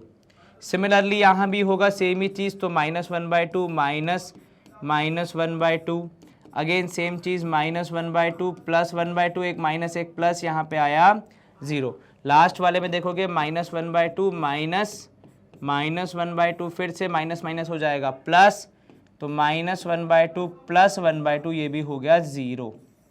तो आपके पास यहाँ पे जितने टर्म थे उनको आपने चेक किया, तो गैप कंसिस्टेंट है, भले ही 0 पर गैप तो कंसिस्टेंट, तो yes it is an AP. अगले 3 टर्म आपको निकालने, तो आप क्या बोलोगे पहले कि सर a है -1/2, राइट, और आपका d जो है वो है 0, इसलिए नेक्स्ट 3 टर्म्स निकालना हमारे लिए कोई दिक्कत वाली बात नहीं है। तो लिखा आपने यहाँ पे नेक्स्ट 3 टर्म्स क्या हो जाएंगी सर? -1/2 -1/2 एंड -1/2, यही रहेंगी आपकी नेक्स्ट 3 टर्म्स। इजी है, गुड टू गो है, यहाँ तक कोई दिक्कत जरा सी भी नहीं सर, इजीली हो गया। हाँ जी सर, चलिए बहुत बढ़िया। और आगे बढ़ते अपन, क्योंकि अभी तो बहुत सारे क्वेश्चन है इसमें। 9th वाला देखो, 1 3 9 27, गैप चेक करोगे, 3 - 1 is 2, 9 - 3 is 6 and 27 - 9 would be 18 if I am not wrong. ठीक है, गैप कंसिस्टेंट नहीं है, तो मतलब आप बोलोगे कि no it is not an AP, not an AP. चलो done, good to go. Next देखो, a 2a 3a 4a, फिर से वेरिएबल आया, पर कोई दिक्कत नहीं, जैसे नॉर्मली करते वैसे ही करो। तो 2a में से a गया तो एक a बचेगा, फिर नेक्स्ट 3a में से 2a गया तो आपके पास एक a बचेगा, नेक्स्ट 4a में से 3a गया तो वहां भी आपके पास एक a बचेगा। तो गैप आपका कंसिस्टेंट है a के साथ, तो आप बोलोगे yes it is an AP। अब इसमें A क्या है, तो आपका A ही A है, ऐसे लिख दोगे आप A1 equals to A for less confusion, and your D is also equal to A, gap is A का। तो नेक्स्ट 3 टर्म्स यहाँ पे बड़ी आसान हो जाती हैं। अगर आप ऑब्जर्व करो, आपके पास जो टर्म्स गिवन है उसमें पहली टर्म में 1 A है, दूसरी टर्म में 2 A है, तीसरी टर्म में 3 A है, चौथी टर्म में 4 A हैं, तो पांचवी टर्म में 5 A, फिर 6 A और 7 A, ऐसा कुछ मामला बनना चाहिए। कितना? 5 A 6 A 7 A यहाँ पे आपको दिखेगा। ठीक है, D आपका A के बराबर है और पहली टर्म आपकी A थी। चलो अब नेक्स्ट देखो, A स्क्वायर A क्यूब, अगर यहाँ पे आप इसको सॉल्व करोगे तो A स्क्वायर माइनस A हो जाएगा पहला। How much it is sir, तो A कॉमन ले लेंगे तो अंदर आ जाएगा A माइनस 1। फिर नेक्स्ट है A cube minus A square, यहाँ पे भी अगर आप A स्क्वायर कॉमन लोगे तो आएगा A minus 1। Then next A4 minus A3, यहाँ पे भी आप A square A power 3 common लोगे तो A माइनस 1। तो सब्ट्रैक्ट करने पे एग्जैक्टली सेम वैल्यू नहीं आ रही तो आप बोलोगे no it is not an AP। ये प्रोबेबली मल्टीप्लिकेशन का रूल यहाँ पे लग रहा है कि आपने पहले वाले में क्या मल्टीप्लाई किया उसी को स्वयं मल्टीप्लाई कर दिया। तो यहाँ पे इनटू A किया, फिर इसमें किया, फिर इसमें किया, ऐसे करके आपने मल्टीप्लाई किया है। और AP में मल्टीप्लिकेशन या एडिशन या सब्ट्रैक्शन की बात होती है, तो उसके हिसाब से तो ये AP नहीं है। चलो अब देखो नेक्स्ट, अब ये भी देखने से लग सकता है कि AP नहीं है, पर थोड़ा सा इसका आपको गहन जांच करनी पड़ेगी। जैसे √8 माइनस √2 है ना पहला वाला क्वेश्चन हमारा, तो √8 minus √2। Now if you observe √8 is 4 into 2, right, minus √2। Now 4 into 2 से अगर मैं देखूं यहाँ पे तो ये हो जाएगा 2√2 माइनस √2 इज इक्वल्स टू √2, मतलब ये हमारा गैप आ रहा है √2 का।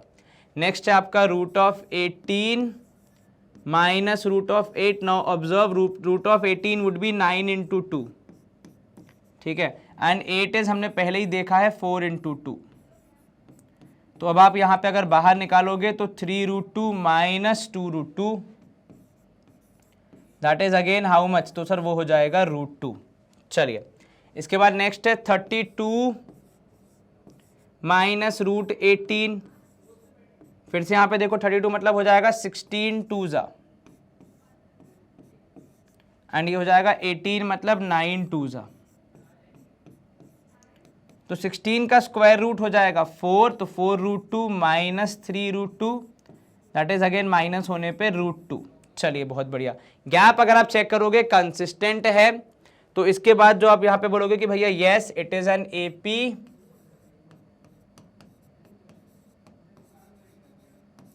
अब इसमें देखो क्या क्या होगा भैया, विथ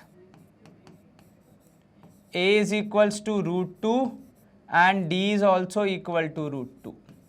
A कितना है, A √2 है ना, हाँ जी सर। तो चलिए इस हिसाब से अगर हम देखेंगे तो बड़ी आसानी सवाल का जवाब हमें कितना मिल गया कि भैया दोनों जगह पे √2 आ रहा है, कोई दिक्कत बिल्कुल नहीं सर। अब देखो यहाँ पे कैसे कंटिन्यू करेंगे इसको, बाकी 3 टर्म, तो अब यहाँ पे लिखोगे sir next 3 terms, next 3 terms. तो ये देखो ये था 4√2, ठीक है, ये 4√2 था, ये 3√2 था। तो अगर मैं वैसे देखूं तो ये है 4√2, ये है 3√2, ये है 2√2 और ये है 1√2, राइट।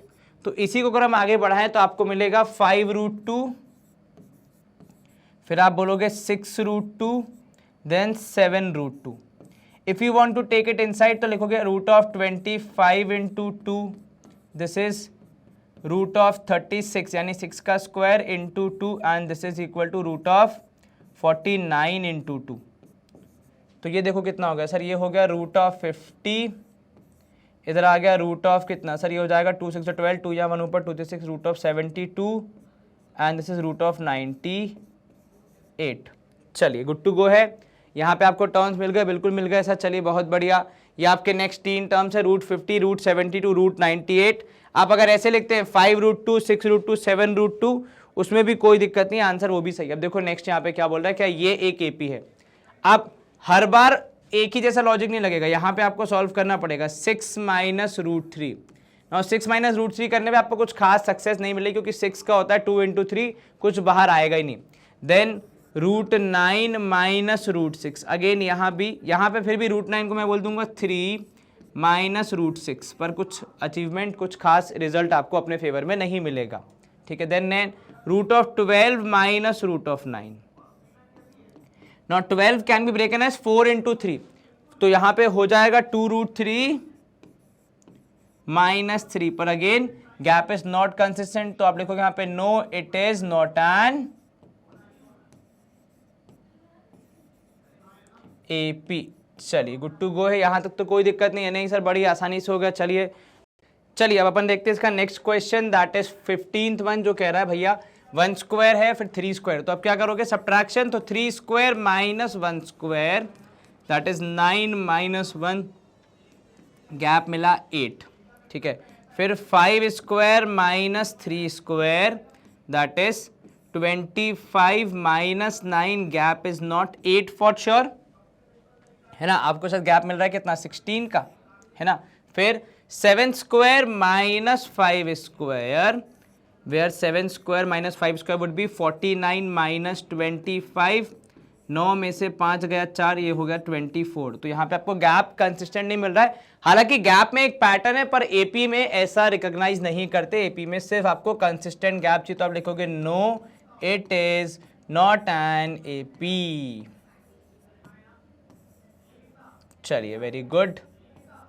अब इसके बाद देखोगे आप नेक्स्ट, तो प्रोबेबली 15th वन कह रहा है। अब यहां पे भी लोग बोलेंगे सर स्क्वायर वाला पिछली बार भी नहीं था तो इस बार भी नहीं होगा। फर्क देखो, पहली बात तो सारी वैल्यू स्क्वायर नहीं है, दूसरी बात लगातार स्क्वायर नहीं है, मतलब यहाँ पे कुछ और भी हो सकता है, तो प्रोबेबली चेक कर लो। तो आप बोलोगे यहाँ पे 5 square minus 1 square that is 25 minus 1 यानी 24। Then 7 square minus 5 square is equal to 49 minus 25 is equal to 24, ठीक है। थोड़ा थोड़ा गैप कंसिस्टेंट दिख रहा है। एक और चेक कर लेते हैं, 73 माइनस 7 स्क्वायर, तो 73 माइनस 49 जब आपने किया तब भी आपको मिलेगा गैप 24, यानी yes it is an AP, yes it is an AP. अब आपकी नेक्स्ट 3 टर्म्स क्या होंगी भैया, तो सर यहां पे देखो आप नेक्स्ट 3 टर्म्स वुड बी, आप देखोगे अब 73 में 24 ऐड करोगे आप, तो 73 प्लस 24, 4 और 3 7, 7 और 2 9, 97, 97 प्लस 24 हम करेंगे यहाँ पे, तो 7 4 कितना हो जाएगा सर, 7 4 हो जाएगा 11, एक कैरी 9 और 1 10, तो ये हो जाएगा 121, राइट। एक बार दोबारा चेक करो सर, 7 4 11, एक कैरी 9 और 1 10, 10 और 2 हो जाएगा 12, तो बिल्कुल ठीक है। 121 which is 11 square. Then next 121 plus 24, 4 और 1 5, और ये हो जाएगा 145 which is not square of anything, but क्योंकि वहां पे पैटर्न में था 1 स्क्वायर 5 स्क्वायर 7 स्क्वायर, तो जहां पे 11 स्क्वायर दिखा वहां मैंने भी लिख दिया 11 स्क्वायर, ठीक है। गुड टू गो है जी। हाँ जी सर कोई दिक्कत यहाँ पे जरा सी भी नहीं सर, तो आपका आंसर यहाँ पे क्या आ रहा है 97 121 यानी 11 स्क्वायर एंड 145, ये 3 हमारे टर्म्स हैं अगले, और ये एक एपी है। पिछले वाले के मुकाबले उसमें स्क्वायर था लेकिन एपी नहीं था, यहाँ पे भी स्क्वायर था लेकिन बीच में एक टर्म आ गई 73, जिससे मुझे थोड़ा हिंट हुआ कि हो सकता है ये हो अपना एपी, है ना, और वो हमने चेक किया तो बिल्कुल एपी था और हमने नेक्स्ट 3 टर्म लिख दिए। यहाँ पे हमारी एक्सरसाइज होती है समाप्त। तो जो बेसिक्स था हमारा एपी का वो हमने यहाँ पे कवर किया और कुछ क्वेश्चंस को सॉल्व किया। आई होप आपको ये सारी चीज़ें समझ आई होंगी, एंड इसीलिए हम कहते हैं कि ये India's most trusted online platform है, क्योंकि यहाँ पे हम लोग हमेशा ध्यान रखते हैं कि हमारे सारे फीचर्स आपको रेगुलरली सपोर्ट करें और हेल्प करें through online classes, live lectures, उसके बाद डीपीपी शीट जिसमें आपको सॉल्यूशन वीडियोस भी मिलते हैं, तो सिर्फ समस्या नहीं समाधान भी प्रोवाइड कराते हैं। उसके बाद hand written notes and study material भी हमको प्रोवाइड करवाते हैं। हमारा एक टेलीग्राम चैनल भी है जिसको आप इस लिंक के सहारे से, जो कि डिस्क्रिप्शन बॉक्स में दी है, क्लिक करके ज्वाइन कर सकते हैं, जहां पे आपको रेगुलर अपडेट्स मिलते रहेंगे, कब कौन सा सेशन आ रहा है, कौन से टीचर का आ रहा है, कैसे आ रहा है, क्यों आ रहा है, एक्सेट्रा। ठीक है। देन यहाँ पे हमारे 2 कॉन्टैक्ट नंबर्स भी हैं, इन केस आपको डीएस क्लासेस को कॉन्टैक्ट करना हो तो इन नंबर्स के थ्रू आप कॉन्टैक्ट कर सकते हैं। इस वीडियो को लाइक, यहाँ पे इस सेशन को शेयर और हमारे चैनल को सब्सक्राइब करना मत भूलना, क्योंकि यही हमारे 3 मोटिवेशन है जो कि हमें हमारे विजन तक और आपके सपनों को पूरा करने में हेल्प करते हैं। चलिए, ये हमारा आज का सेशन हो गया समाप्त। अपना ध्यान रखें, अच्छे से पढ़ाई करें, फ्रेंड्स एंड फैमिली को सपोर्ट करें, माँ बाप की सेवा करें, and yes, take very good care of your health and all the best for the exams, क्योंकि आजकल हर हफ्ते होते रहते हैं। Bye bye, see you soon, take care.